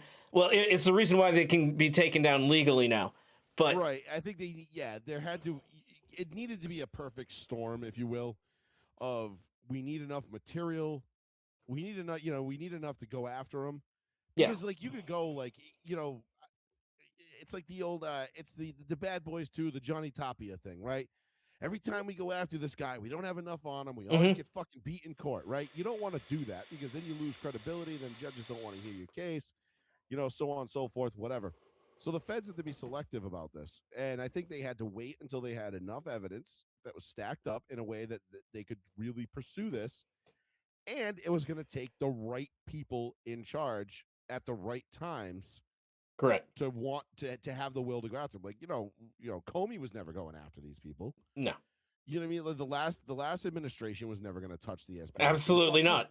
They were doing their dirty work. You know what I mean? They were in cahoots with them. So they're part of the reason why Biden got up in front of that building with the ominous red lights like he's goddamn a Sith Lord and saying white supremacy is the biggest threat to everyone's safety in America, like the biggest, physical threat. It's like the biggest threat to America is white supremacy. Like, where are you getting that from? The SPLC, Jack. Yeah, hey, Jack, rum raisin, Jack. They put too much rum in this one. And don't forget, Trav. Go back and listen to why Biden claimed what was the event that made him decide he was going to run for president. Charlottesville. Yeah. Which was paid and paid for by the SPLC. Yeah. It was all fabricated. None of it was real. No one was actually there. There were no real neo-Nazis showing up in support of these Confederate statues. They were all paid actors. Yeah, and even if they were, Charlottesville, they couldn't. That was supposed to be like the who's who, like every proud neo-Nazi in America, and they couldn't even fill they couldn't fill a little league baseball stadium. Well, I was gonna say our middle school, which is now Quinn, that gymnasium, they wouldn't be able to fill that. Nope. No, there wasn't enough of them. Not even close. No, our 8th grade dances had more people in them there. Facts. and that's where I think, Trav, that this whole thing, and this is just another thread that we've pulled at, and it's unraveling the left, and you can tell what the left is thinking based on what they're claiming the right is doing, because they're claiming there's civil war amongst the right, and the MAGA movement is collapsing under itself because because they can't get together on things. Like, hold on, no. There is no collapsing of the MAGA movement, if you will. the Make America Great Again movement is alive and very much well. The difference between the right and the left is the right polices our own.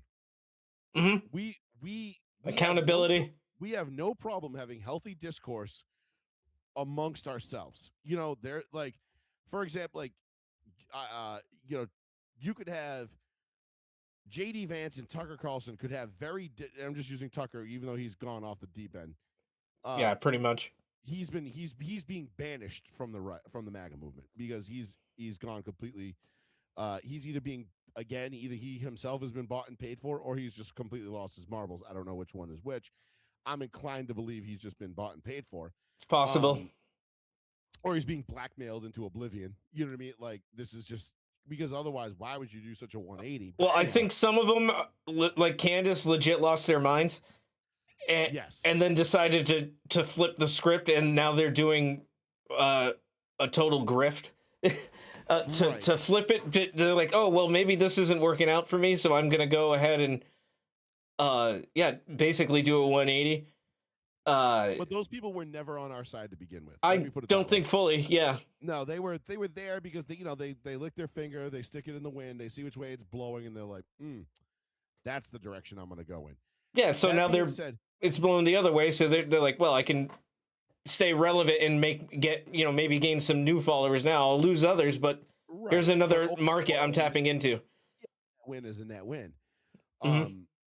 But and I think this is the problem that we have on the right is that we are not in lockstep with each other. We allow for ideas and conversations to happen, and we allow for disagreements to happen amongst ourselves. You and I could be, we're both very much, on the right, but you and I could both have very differing viewpoints on specific things. That doesn't mean that that doesn't mean that the whole party is fractioned. No. But what we do is we root out the people who aren't here who don't have the overall best interests of the movement in mind. If you're just here to make money and grift, get the fuck out. So we don't have a problem cutting the fat out. And that's what's happening. It's not a civil war, it's not a split, it's not a fracture. It's just that we are vetting our own and making sure that they are who we think they are. Mm-hmm.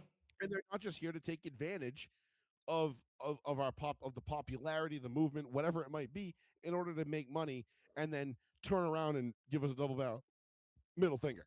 No, fuck you. We're not doing that. The left, on the other hand, they march in lockstep.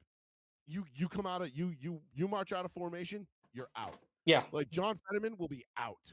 There is no way in hell he's going to remain. Absolutely, yeah. We saw it happen with what's her name there, the lesbian from Arizona, and the other guy, not John Thune. What the fuck was his name? The Democrat that kind of came over to our side, that voted against the Dems the last couple of times. Yep. Well, I mean, the same could be said about Tulsi Gabbard. Because she made a full on switch. She was like, she did. Fuck these people. Like, I'm done with you. And that's and you see that, and that's happening fairly frequently. I mean, even you just watch like Bill Maher, and Bill Maher is just like, dude, he's like, I'm the same I've always been. Y'all are just gone fucking nuts. Yeah. And he's not any friend of the right. He's not someone I look at and be like, oh, Bill Maher, yeah, he's great. Like, no. Bill Maher is Bill Maher. Bill Maher is going to serve Bill Maher first, and that's that. However, I do respect that he calls everybody out, though. Like, I don't always agree with everything he says, most of which I don't, but like, every once in a while he'll interview somebody and be like, what the fuck are you talking about? Yeah, I disagree with Bill Maher more often than not, but Bill Maher is he's an old school Democrat. He's a Clinton era Democrat where like I actually believe at that point, like, they had some decent like ideas. Mm-hmm. I wouldn't say they were good, but they were like, they weren't crazy. It wasn't like, okay, let's let a bunch of fucking illegals in. We'll completely alter the census and we'll gerrymander the shit out of every state. So that way, no Republicans ever have a voice again. No, yeah, it was pretty reasonable. It was pretty middle of the road. Like, it was open to discourse. Yes. And it wasn't like, well, hey, fuck you entirely if you disagree with me and you're a Nazi. Yeah. they weren't about the name calling back then. I mean, I think, but the name calling even still, like I still remember that starting. I remember going to Canada, going to Montreal in like 2004, and I remember seeing like T-shirts that said "Bush is a Nazi" on it. And if you remember the famous South Park episode where we were going to war with Iraq, and the boys get put up into it and they make signs. They're like, "Yeah, just so they can get out my voice." Yeah, Yeah, Bush is a Nazi. Nazi. Yeah. Like but I remember seeing like a picture of George Bush on it in a storefront. It was a glass, like a glass window, like a clothing store. And in their front display, they had a T-shirt, a white T-shirt with an outline of George Bush's face, and it says "Bush is a Nazi" on it. And that's 22 years ago. So this name calling and rhetoric it started a long time ago, probably a lot further back than we realized. Well, that's the first time I can recall a president, whether elected or not, being referred to as a Nazi by more than just to the point where it became like a T-shirt, like you said. Like, yeah, like Bush was very unpopular. On the I didn't like him. I look back at it. I mean, I think he was a good orator, and I think he was a decent leader. I think his agenda was completely anti-American when I look back at it. I think he might actually, like, just the Patriot Act alone might put him in the top 5 for worst presidents ever. And also, it mostly he wasn't making those decisions either. Like most of them, he was a sock puppet through and through. Yeah, it was Cheney. It was the cabinet. You want to talk about nepotism? Like they gave him the reins because of his dad and his ties to Reagan and all that shit. Oh yeah, Cheney wasn't going to run for president and win. No, Cheney was horrendously unpopular, actually. Yeah, nobody would have voted for him for president. I remember even like my parents. I think like I remember them having discussions, being like, "Yeah, I like Bush, but I like him because I liked his dad, and his dad ran with Reagan and blah blah blah." And they were like, "But fuck this Cheney guy. Like, this dude sucks. Wish he would pick some." Like, I remember, I don't know, it was my mom or my dad being like, "I wish he had picked anybody else," because they were worried he was going to lose the election over it. Well, here's the thing: he didn't pick Cheney. Cheney picked him. Right, exactly. Halliburton made sure that Cheney was the VP. 100%. I mean, like I said, follow that money, and it's not that hard. But yes, at the crux of all this, you follow the money, you see where it leads. In this case, SPLC, it remains to be seen what's going to come of these indictments, but it is looking like they are cooked. Anybody that is trying to still defend them right now is also cooked. It's just about to take the L, guys. Again, they can't admit any kind of it's not a loss yet, but it's definitely a blow to them right now, especially that organization that they've hung their hat on so many years.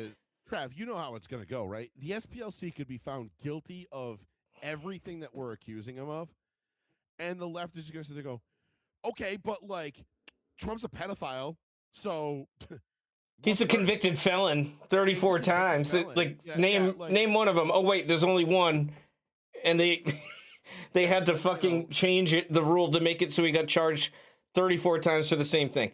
Yeah, like my little brother's fat, ugly ex-girlfriend. Probably what she's sitting there saying right now. Well, good. Watching this gross bitch. Anyway, I don't know you and I don't like you. Yeah, sorry if that sounded extra personal. It might have been. Sounded like. Yeah, it's just funny because she works at a pretty popular spot downtown, and she told my little brother that everybody down there who watches my show thinks I'm a Nazi and hates me. And I was like, but they're watching the show though. Good. Yeah. How else would they be able to say this? That's what I'm saying. Like, so basically what you're saying is a bunch of fat, limp-wristed liberals don't like me, but they're tuning into my show? Sounds like a win for me.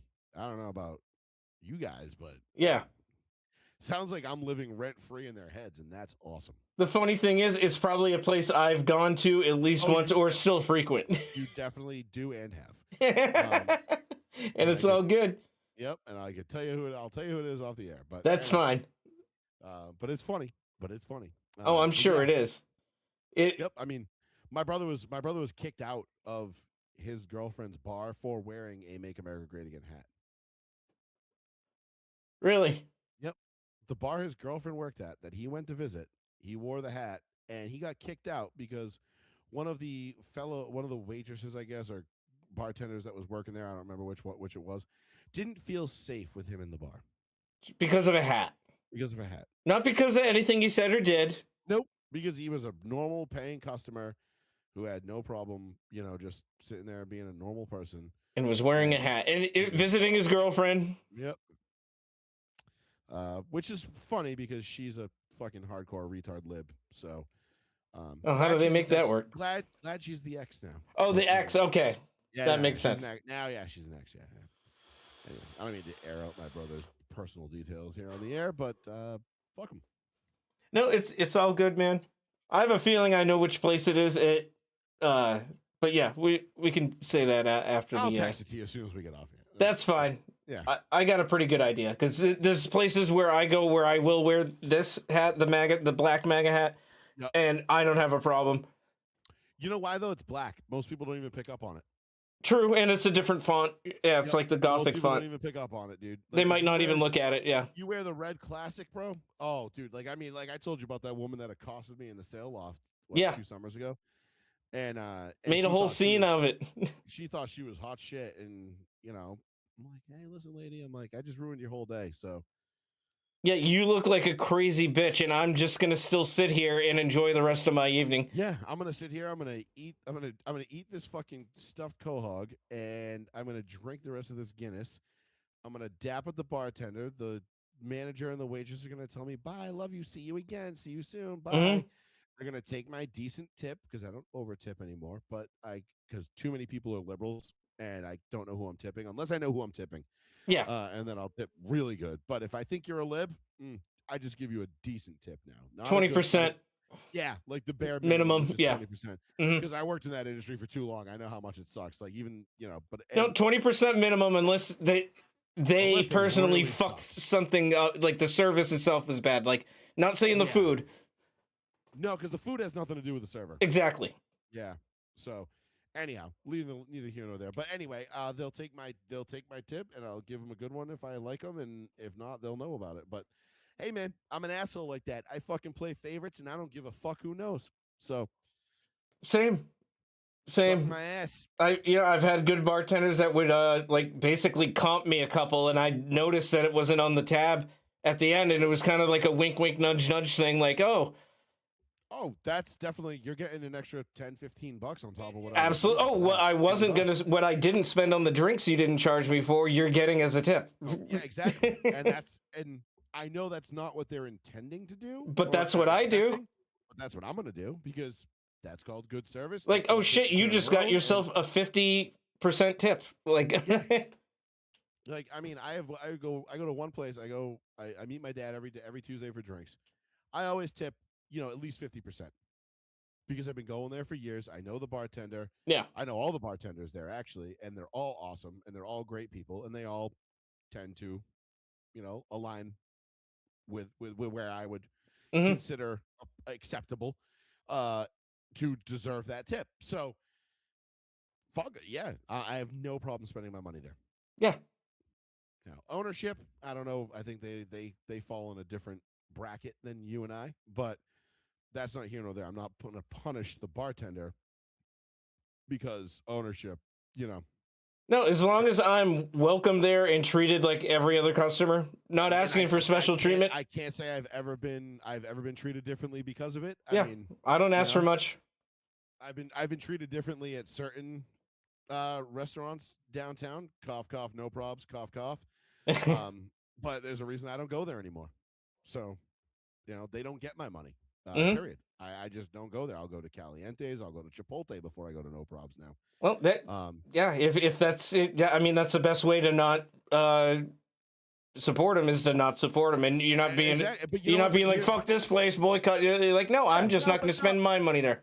No, I'm an adult about it. I don't go online and put them on blast and tell everybody why I'm not going there. No, fuck, I'm just not going to go. Cool. Like, and I'm guess what? They're probably doing fine without me, and that's good for them. Yeah. You do you, I'll do me.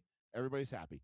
No need to fucking go after them. But I was treated a certain way a couple of times going in there, and coming out it, going in and out, and by staff and everything else, and certain things, and I just was like, you know what, I'm all set. Hey, fair enough. So I don't go there anymore. But that's the beauty of being an adult. You get to vote with your wallet. Exactly, and I mean that your most valuable vote technically is that, at least in day-to-day things. Yeah. Uh, And it's not like I would go in there. I mean, even just picking up a takeout order, dude, I would drop a 10, 20 in the tip bucket. yeah. You know what I mean? On a takeout order. Not Mhm. even just sitting there at the bar and hanging Yeah, out. technically you don't need to leave a tip for takeout. I mean, you can, but I mean, every time I went in there, they rang the bell for a good tip. Mhm. Let's put it that way. And they don't get that anymore because the way they treated me after all those years going there, and I got treated a certain way, like I was some piece of shit scumbag. And I was like, you know what? Never mind. You're good. Hey, to each their own. I've gotten a couple looks. I used to go there a lot more often. I do go occasionally now, but yeah, I've gotten a few looks since going back, but never treated poorly. I mean, I Yeah, do no, know a I number was. of people that work there. I'm cool with one of the owners, but even he is kind of left leaning. So him and I don't talk politics really. Yeah, So well, I think that's the best way to do it. But again, I got treated, like I said, I got treated a certain way when I went in there, and I knew what it was about, and yeah, I just decided to no longer patronize them. So I don't fault you for that, man. Yeah, no, again, and it's the same thing. You know, there's certain places that I don't align with their ideals, and if I have the choice to not go there, I will not go there. The arcade downtown's another one.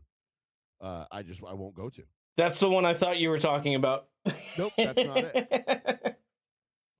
Nope, I won't go there. Even though they play Jaws on one TV the Mhm. entire time, I think that's super rad. A lot of their ideals and their Facebook posts and their political shit, I'm like, you know what? Not my people, so I'm not going to go there. Yeah, and, I, and there's other options for that now. yeah, and honestly, not for nothing. Like, I'm not missing anything. Like, I No. never, I don't need to go play retro video games.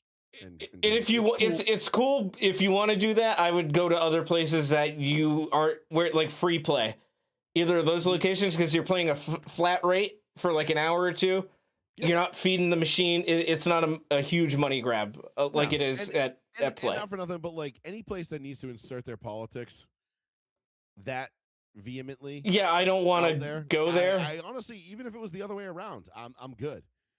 You know what I mean? Like I'm not gonna go to a place, even if places flying fucking Trump flags left and right, and hanging out. Like obviously, like I might go, but like I don't want to be around people that simply make their identity all about their politics, Yeah, no, and I that's go their to. whole personality. I'm just like, nah, I'm good, dude. I mean, I like You a know? good VFW here and there, and those are mostly Oh fuck pro yeah, dude. America. VFWs are awesome.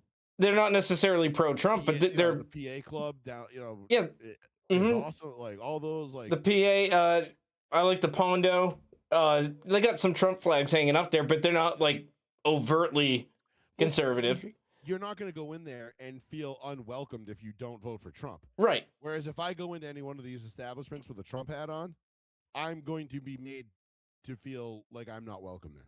Yeah, and even they're gonna asked go to out of their leave. yeah, exactly. They're like they asked my brother to, which I'll text you the name of the place in a second. But Yep.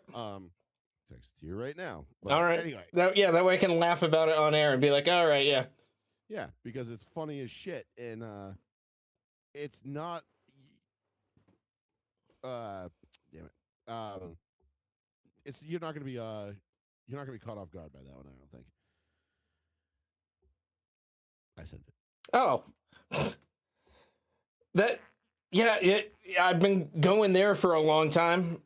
I haven't been there. Well, I went there last year a couple times. I'm still. It's new ownership, which it before the ownership, I knew them too. They were always fine, but it was some of the staff that was Yes. a little bit. This was staff related with my brother. I think. I don't think it was ownership related. I don't know if the owner even knew. 'Cause I'm pretty sure I know the owner that you did, or one of them. I don't know if they currently own it or did own it, and then sold it. But either way, nonetheless, I knew of him, and he was not that kind of guy Mm-hmm. to be discriminatory based on your politics. Yeah. Yeah, he wouldn't might disagree with you, but wouldn't certainly not going to tell you don't come in here. Yes. No, I think You know? it's the individual staff, not necessarily the ownership. Yeah, and it's unfortunate when individual staff gets empowered by shitty management to do stuff like that. But yeah, hey, neither here nor there, dude. It is what it is. Like I said, I vote with my wallet. If I don't like your establishment, you want to put your politics out there and throw them out and make it, for the world to know, that's fine. Thank you for letting me know, to be quite honest, because now I know whether or not I want to visit your establishment. Yeah, well, now I know. I mean, I don't think I've worn this hat there, but I've definitely worn my fraternal shirt there, and haven't heard anything about it then. But I used to go there so often, I knew all the staff, and now it's been like over 10 years since I've been going there, well over. So there's been a big turnaround of staff. So I don't necessarily know everyone that works there now, so I don't know entirely what would be the outcome if I were to wear this hat. But I go there here and there. It's kind of infrequent now. I still like the place. Got nothing bad to say about it personally. I mean, I can tell you from every time I've been there, it's been great. Yeah. I just know that I didn't have a problem personally with there. Yes. I'm not boycotting it, but that place in particular.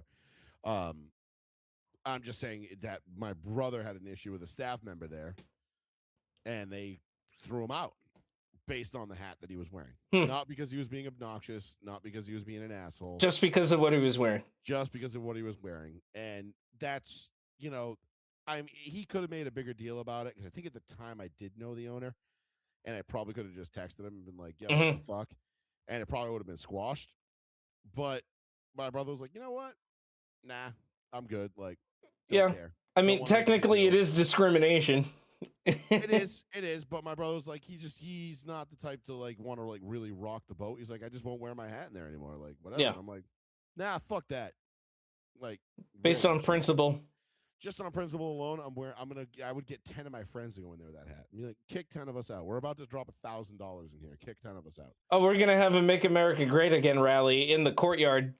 Yeah, we're gonna rally, and we're gonna fuck them all to death. Yeah, fuck them all to death. Rick, I just want to do a little rallying. Yeah. Well, I think anyway. fuck them all to death. I think that's a good way to end it tonight. Like, I mean, to go out on a South Park quote, it's yeah, kind of our thing. and I don't want anybody to be.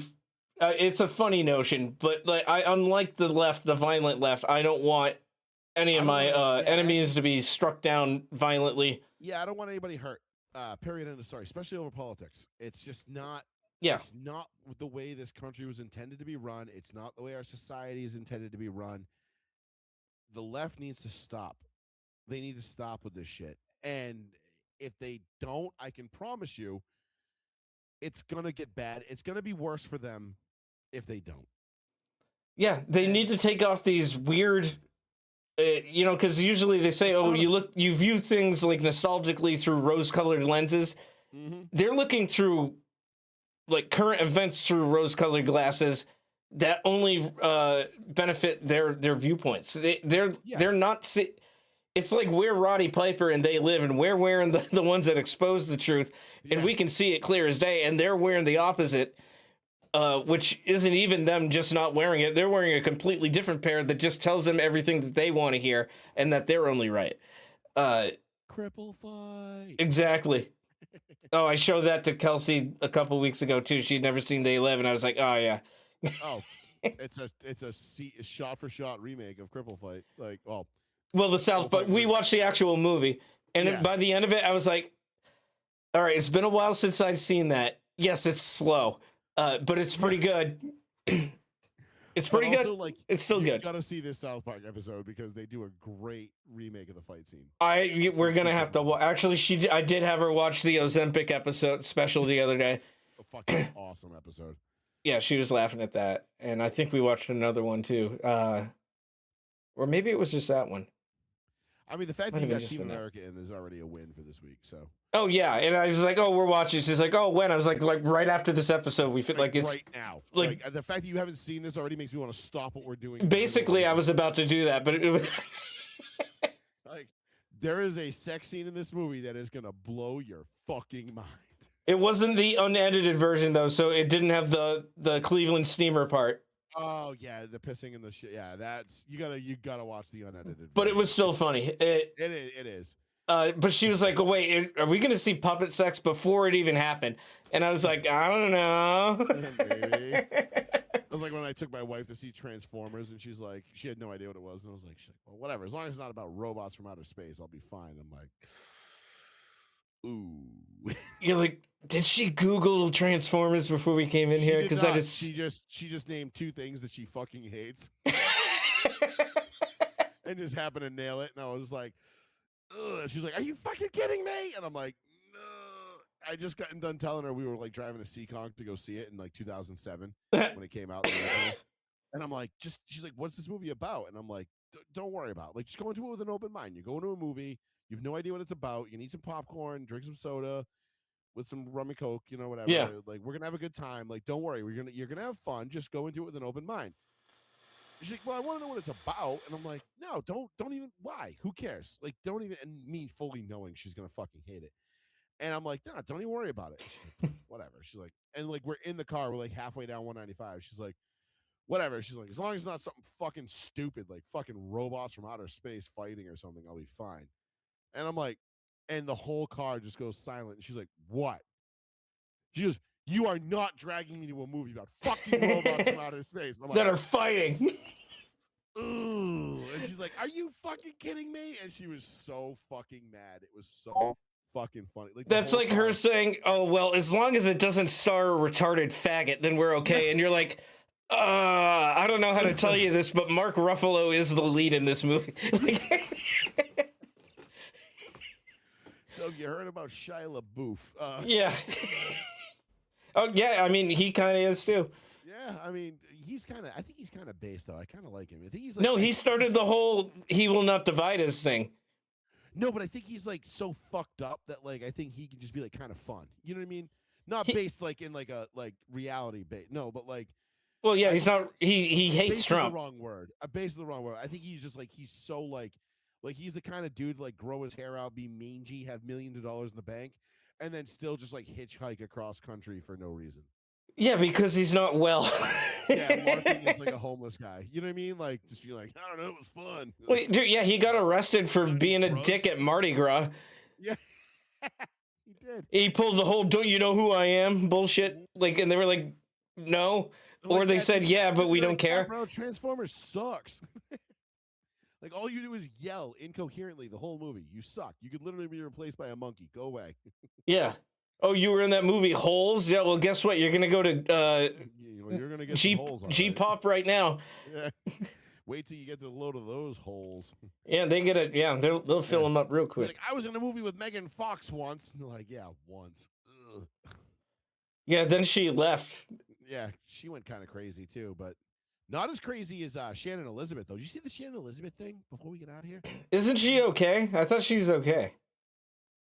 No, I think she was. You're talking about Nadia, right? From Yeah. American Pie. Yeah, like didn't like she like she's getting divorced from her husband after like 4 years because she wants to start an OnlyFans. Oh, is that what's happening with her? Yeah, so I think that was like the whole story. I think Outkick did a story on it, and I kind of like just like cruising. I was like, "What?" I'm like, "No way!" And she's like, she wants to live like a crazy life now. She's like just a year ago. She was like almost 50, but like a year ago, she's 52. Yeah, she was posting pictures with her husband that she's now getting separated and getting divorced from, being like, this is my soulmate, he's the best thing ever. It's like looking in a mirror. Oh, you're right. Like, it's saying she earned more than 7 figures in her first week on OnlyFans. There it is. Like, and you know damn well most of those seven figures came from guys our age. Well, of course. I was a freshman when American Pie came out. Getting naked on OnlyFans? Fuck yeah, I want to go to. Dude, I still have the Playboy. I have the physical Playboy magazine when she was in it that came out like 2 months after American Pie. Oh, she was in that? Oh, yeah. Oh, was it good? Yes. Is it worth me going on eBay and buying it right now? I mean, maybe. Hold on. Hold up. I mean, the cover in the centerfold model was the woman that was originally hired to play Lara Croft in the Tomb Raider movies and then they switched and they're like, no, we're going to get Angelina Jolie, which was the right call because this other woman was just a model. Oh, yeah. August 1999. Yes. Oh, yeah. Yep, yes. Tomb Raider. Yeah. Mm-hmm. Yep. Yeah, I could buy it for $35 right now. No shit. I have it in my closet. Oh, or I could buy it for $10.99 right now. Yeah, I want to buy this. If it's in good condition, it's worth it. Vintage Playboy magazine, August 1999. Excellent. I swear to God, if this thing comes in and the pages are stuck together, I'm going to be pissed. Let's see. It's definitely not coming from me then. Interviews, pictorials in English, edited falls.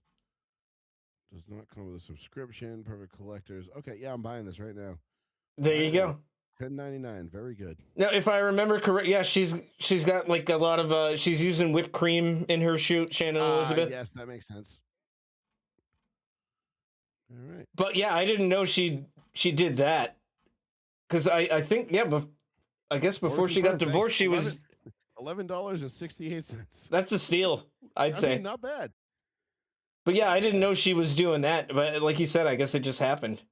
It did. It was like a week ago I saw it, and but it's like it's like, but like I said, it's like it's guys like our age that are absolutely funding that. You know what I mean? There's no way in hell it's not. Because who the fuck else is going to want to see a 50-something-year-old Shannon Elizabeth naked? I mean, she still looks good based on like recent images I'm seeing. She's 10 years older than I am.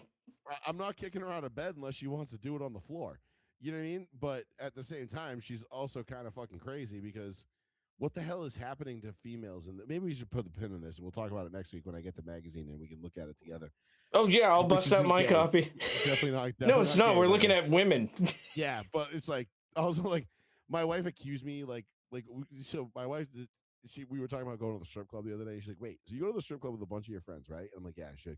And do you all get boners? I'm like, I don't know. We don't really think about that. She's like, ew. Oh, I never thought to ask. Yeah. It's like, I don't know. Like, I didn't ask. Be like, honey, you're gay for asking me that.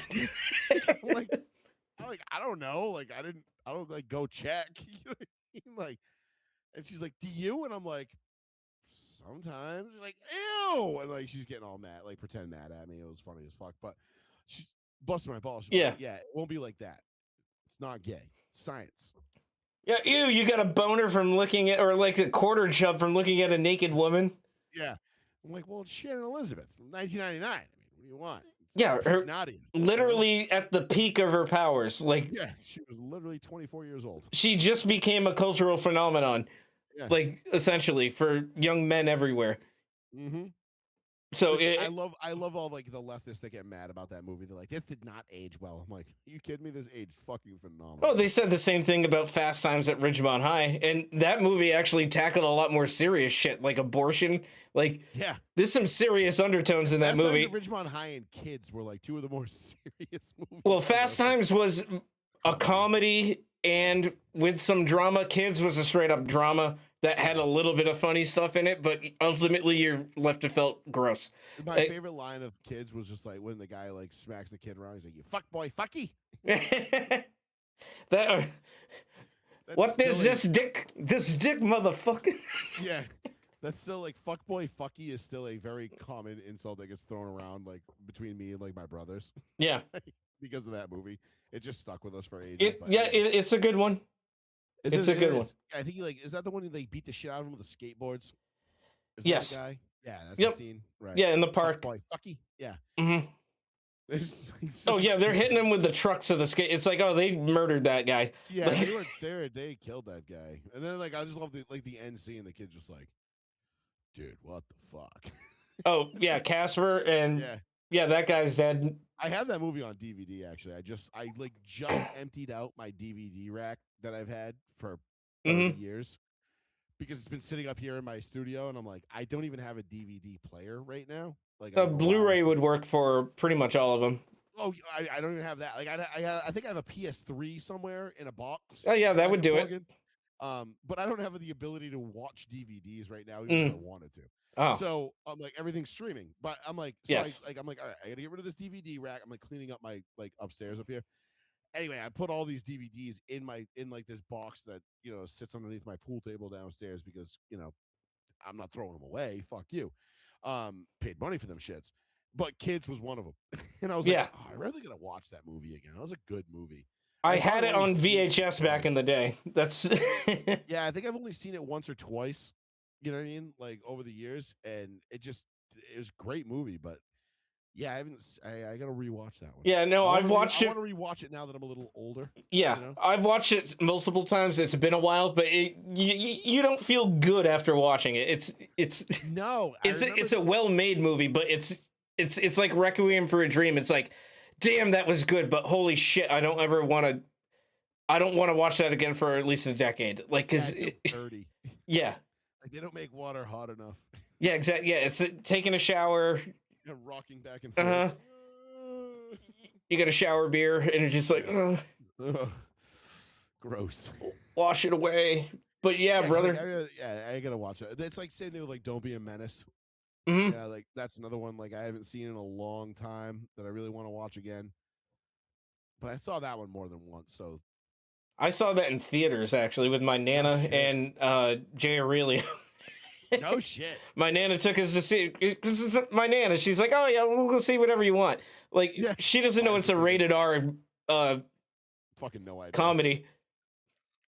She didn't give a shit. We were laughing our asses off. Oh wait, you went to see "Don't Be a Menace" in South Central while drinking your juice in the hood? Yes. No, I was talking about "Don't Be a Menace," the original, like the real movie. Oh no, yeah, I meant the comedy. Don't Be a Menace to South Central while drinking your juice in the hood is a Wayans Brothers classic. Yes. Should I wear these with the Tech 9? Mm-hmm. Yeah, the bunny slippers. These then. You just get the bunny slippers. I heard they have a sequel lined up for that as well, potentially. I'm in. It looks like the Wayans are making a comeback. Like, it's about time. If Hollywood's all out of fucking ideas, you know what? At least go all in on some fucking funny sequels. Let them do it. I laugh at their stuff. It's funny. I'm already going to see a Scary Movie. They already got my money. My wife and I it's a date night. We're going to see it no matter what. And we're gonna go watch that one. And then if they do another "Don't Be a Menace," dude, I am so in.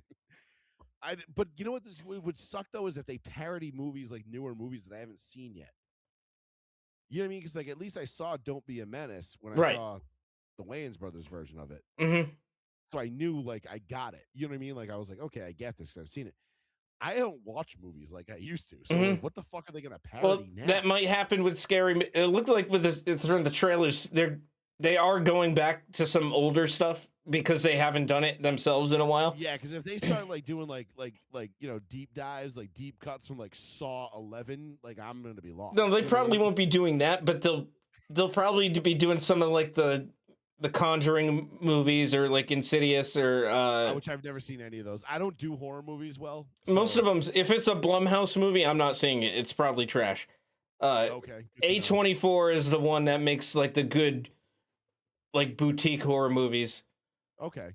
Because I think the last one I watched or started to watch was what's the one with the I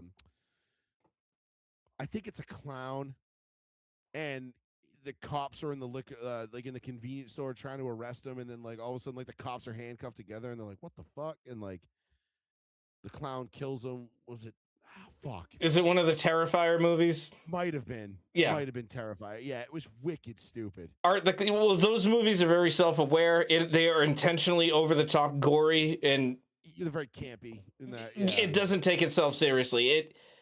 It's intentionally like over the top violent. Like it's right.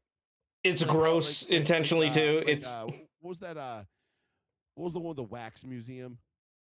What was it, House of Wax or something like that? Well, that was the one with Paris Hilton from the early 2000s. Yeah, that one. Mm-hmm. It was like where the guy's like sticking his finger through the grate and he just like cuts it off with bolt cutters. Yep. Well, that was a different era. Like now it's more about the dumb shit, like the trend movies, like Smile and the ones that are based on like social media apps too, like because that's happened. Yeah, a Smile looked like it was somewhat intriguing, and then I was like, nah, I'm not going to do it. The last time I saw a horror movie that truly scared the fucking shit out of me was probably the original Paranormal Activity. And those are complete nonsense now. It's Yeah, no, they've gone off the rails. The first one though was fucking lit because it's like everything that happened in that movie. You're like, wait a minute, like I've had that happen to me before. Like no, like I've definitely come downstairs and like put my keys here and then they're not there. it seemed kind of convincing at the time, at least more so. I remember seeing it like in the theater and being like scared shitless, and I'm like, I remember looking at my wife, who was my girlfriend at the time, and we went to see it with a couple of our coworkers, and I was like, I was fucking I was terrified. Like I was like that. I'm like, nope, this is written. I'm like, that's real. I've seen that shit. Fuck you. I've seen that happen before. Get the fuck out of here. I'm like, fuck this shit. This movie sucks, but I'm still gonna watch it. I'm like eating pop. Like I didn't want popcorn. Like I go back get like you know the one of the rare times you actually go back and get the bucket refilled. And like you come back to the counter like mid movie and you refill the bucket, and they're just looking at you like, wow, fat piece of shit. You're like, hey, don't judge me. I paid you for it. Fill it up. Fucking extra butter, motherfucker. I'm scared. Extra. And like I'm just salting the shit out of it, and they're like, "Sir, that's the whole can of salt." I'm like, "Yeah, I need more." Yeah. You know, but that was the last time I was like actually scared of a movie. I can't tell you the last time I was actually scared. Not scared, but like it spooked me. You know what I mean? Like I felt like creepy, like ooh, like I got chills down my spine. Well, the best original one from last year for me was Weapons. Easily, that movie's fucking great. That's the one with the kids, right? Yeah. Yeah, that's somebody else recommended that movie to me too, and they said it was really good. But again, I don't like scary movies, so I don't know if I want to watch it. It's more creepy, and the story is very good. Yeah. Well, see, that's something to that. If it's more thriller than like slasher horror. Oh yeah, there's really not much slasher horror about it. Okay. It's the way they feel. Like I won't spoil anything, but the way they progress it is interesting. And then the way it unfolds is it makes total sense and it's well directed. And then the payoff is just super satisfying, and you probably won't see it coming. And by the end of it, you're gonna be like, "Oh man, you know what? That was pretty dope." All right, maybe I'll give that one a try because I know, like the wife and I are always looking for like fun shit to watch. That's out of our like. I have a list of movies that like my wife needs to see, and I think the very top of it is like The Last of the Mohicans. Oh yeah, and Daniel Day-Lewis, of course. Oh yeah, it's a fucking classic, dude. Like I mean, dude, The Last of the Mohicans theme is like it's on my Spotify regular like my lifting playlist. Like that song comes on in the gym, and you're like, I'm gonna lift all the weights. It's good at the same time, and you're like, I'm gonna kill everybody too while I'm here. It's just like it's so fucking good, and the song is so good, and the theme and the whole movie is just fucking fantastic. My wife's never seen it, and so I'm like, okay, we got to watch that. And then, you know, like Gone in 60 Seconds is on there. My Cousin Vinny, and then there's some other movies on there too that my dad keeps recommending me that I need to watch, like 3 Days of the Condor, and I keep telling him I'm gonna watch, and I never do. Old spy movie, but anyway. But no, I'm always looking for fun shit. So Weapons is a good one. I'll add that to the list. Yep, Weapons and Sinners was actually very good too. Sinners was another one I heard that was actually pretty good. I had that one spoiled for me. Like I kind of knew what was going to happen. Yep. Like I didn't know the ending, but I knew the big twist, the reveal. Yeah. So that got ruined for me. But I didn't know anything about the Mustaine when the story takes a twist. Yeah, but I didn't know about how it unfolds and like what the outcome was. So I did enjoy it. I watched that with Kelsey, and she didn't see Weapons yet either. And I told her nothing about Weapons going into it. And by the end, she was like, holy shit, that was great. She was like, nice. And she doesn't like horror movies at all. And she was like, that was a good movie, just in general. Yeah, my wife will watch she'll watch slasher movies, but if it's anything that's like demonic, like satanic, demonic, like spirit kind of shit, she's like, nope, I don't do that. Because I won't speak for her, but like I know for me, like I believe in an afterlife. I don't necessarily believe in a religion, but I believe there is something after this. Same, yeah. And I've definitely seen ghosts before, and I've definitely been like, not to sound fucking weird, but I've seen that shit happen. And I'm like, yes, I believe that. So that is like that hits like a little closer to home to me because I feel like by watching it, like almost like in a weird way, you're inviting it. Okay. And I don't want to do that. I don't want to do that. You know what I'm saying? Like, I get what you're saying, for somebody that's experienced that. I haven't, but I believe you. Yes. I mean, dude, trust me. I could. You remember PJ, right? My wife's uncle, Brum, Mm-hmm.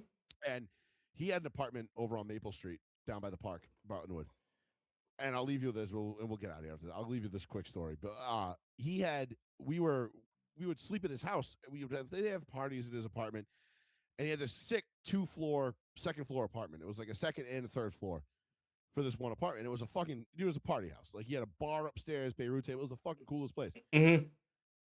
Right around Christmas time, he put up a Christmas tree. Obviously, his mom is like, Jesus' right-hand man, the whole nine. So he puts the Christmas tree, Christian, whatever, blah, blah, blah. Once Christmas rolled around, the Christmas decorations went up. We would like crash out there because we get too drunk and drive home and shit. We would stay there. There's plenty of places to sleep. Yeah. Couches everywhere. So we would sleep there. And like people were having like nightmares of like this little kid and this old man like terrorizing them. And like everybody who slept there had the same fucking nightmare. And then one morning, like we woke up to like 6 or 7 like ornaments, like bulbs, just smashed on the floor. And we're like, who the fuck did this? And we're like, I don't know. Like, I was asleep. Like, nobody knew. Long story short, like PJ went to he moved like some painting that had been in the hallway or whatever. Yep. And everybody kept describing the old man and the little boy in their dreams, or like that they were seeing, like, and then you would hear footsteps and shit, and you're like, what the fuck? But you were drunk, so you thought you were dreaming, and you're like, I'm fucking drunk, didn't think much of it. Everybody described the same visuals, like the same facial structure, everything of the boy and the old man. Everybody, and they were in the painting that got moved. Nope, the painting got moved, and underneath it was a Jewish star. It was a Star of David. I fucking kid you not. Oh, this is a Shyamalan twist, dude.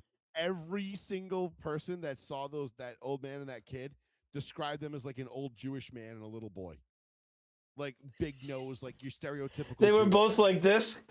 Yeah, and they were like, yeah. But like, dude, it was fucking wild. So we were like, what the fuck? And we find that like, and I mean, like, this thing's embedded in the wall. This house was built in probably like, I don't know, like it's over by the park. Who knows how old it is? And yeah, probably at least like 1700s, maybe. It was like this plaque embedded in the wall that nobody had ever removed. And you're like, oh, no wonder they don't like Christmas. He pissed off the Jews. No shit. So PJ had his mother come over and like bless the house and like do all this crazy shit, and nobody ever had a bad dream ever again. After that, I swear to God, like, and to God, and it's not just me. It was like me and like probably like a half a dozen other people. Huh. And that's just one story I could give you. That's just one anecdote. But anyway, it was fucking wild. But I believe that shit. So when I see like that, like spiritual, like demonic, Hell's Gates opening up and like demons terrorizing people, I'm like, yeah, I kind of fucking believe that.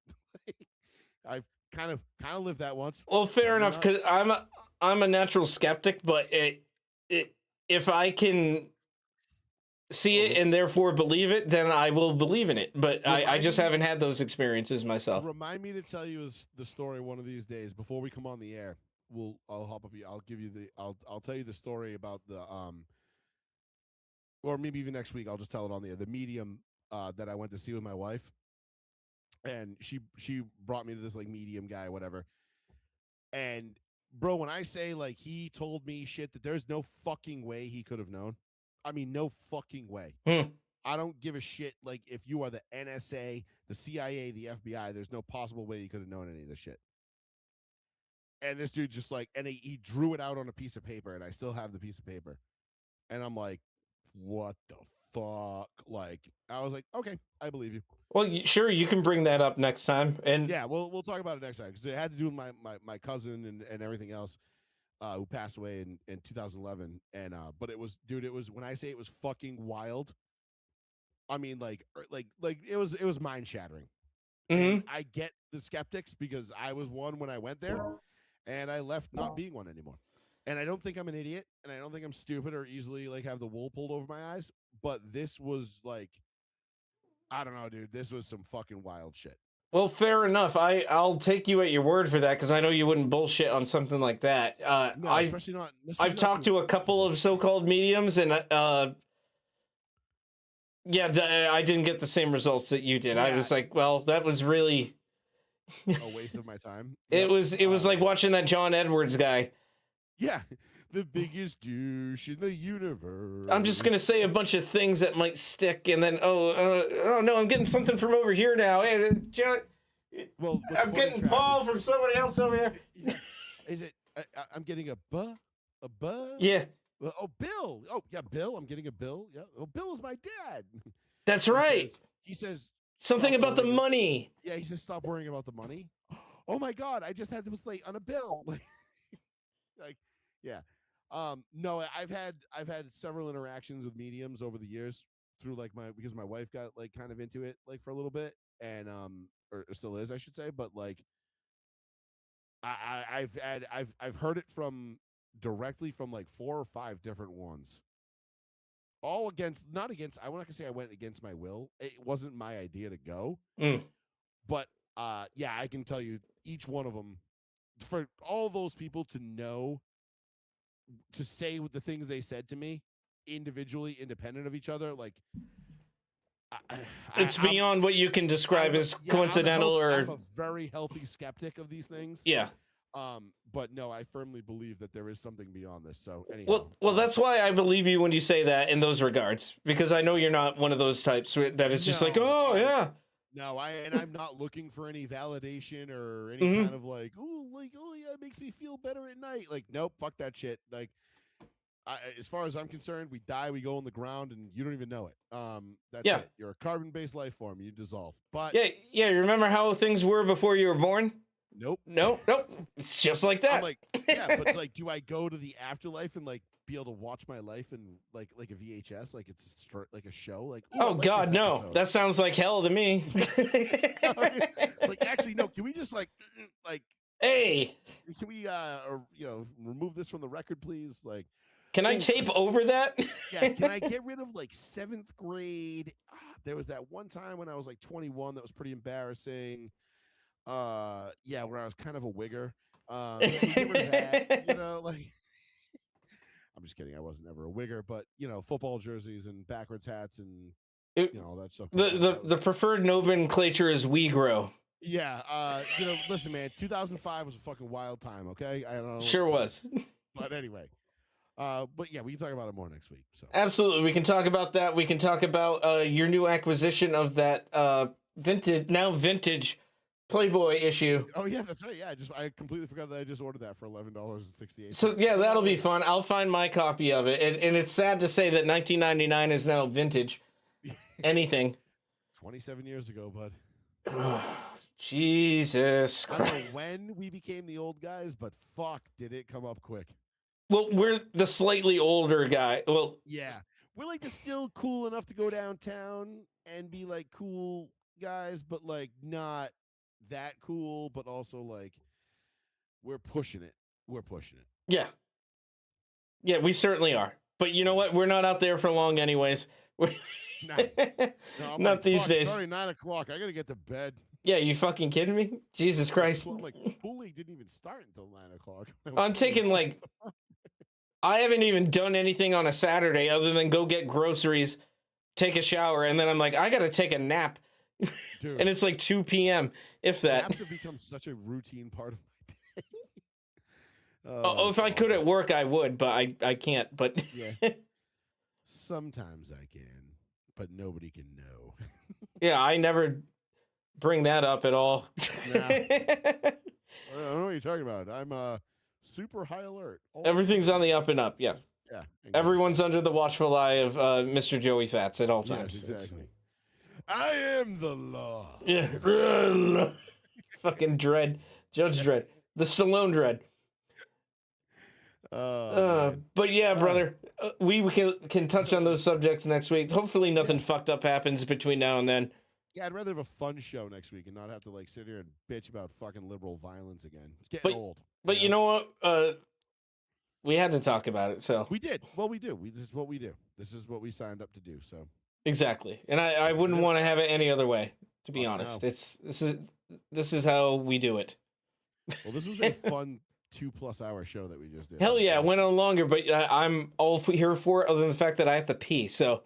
Yeah, well, you go do that. I'm gonna go make another drink, play with my dog, and I don't know, probably do some racing again. Hopefully, I'll race somebody famous tonight.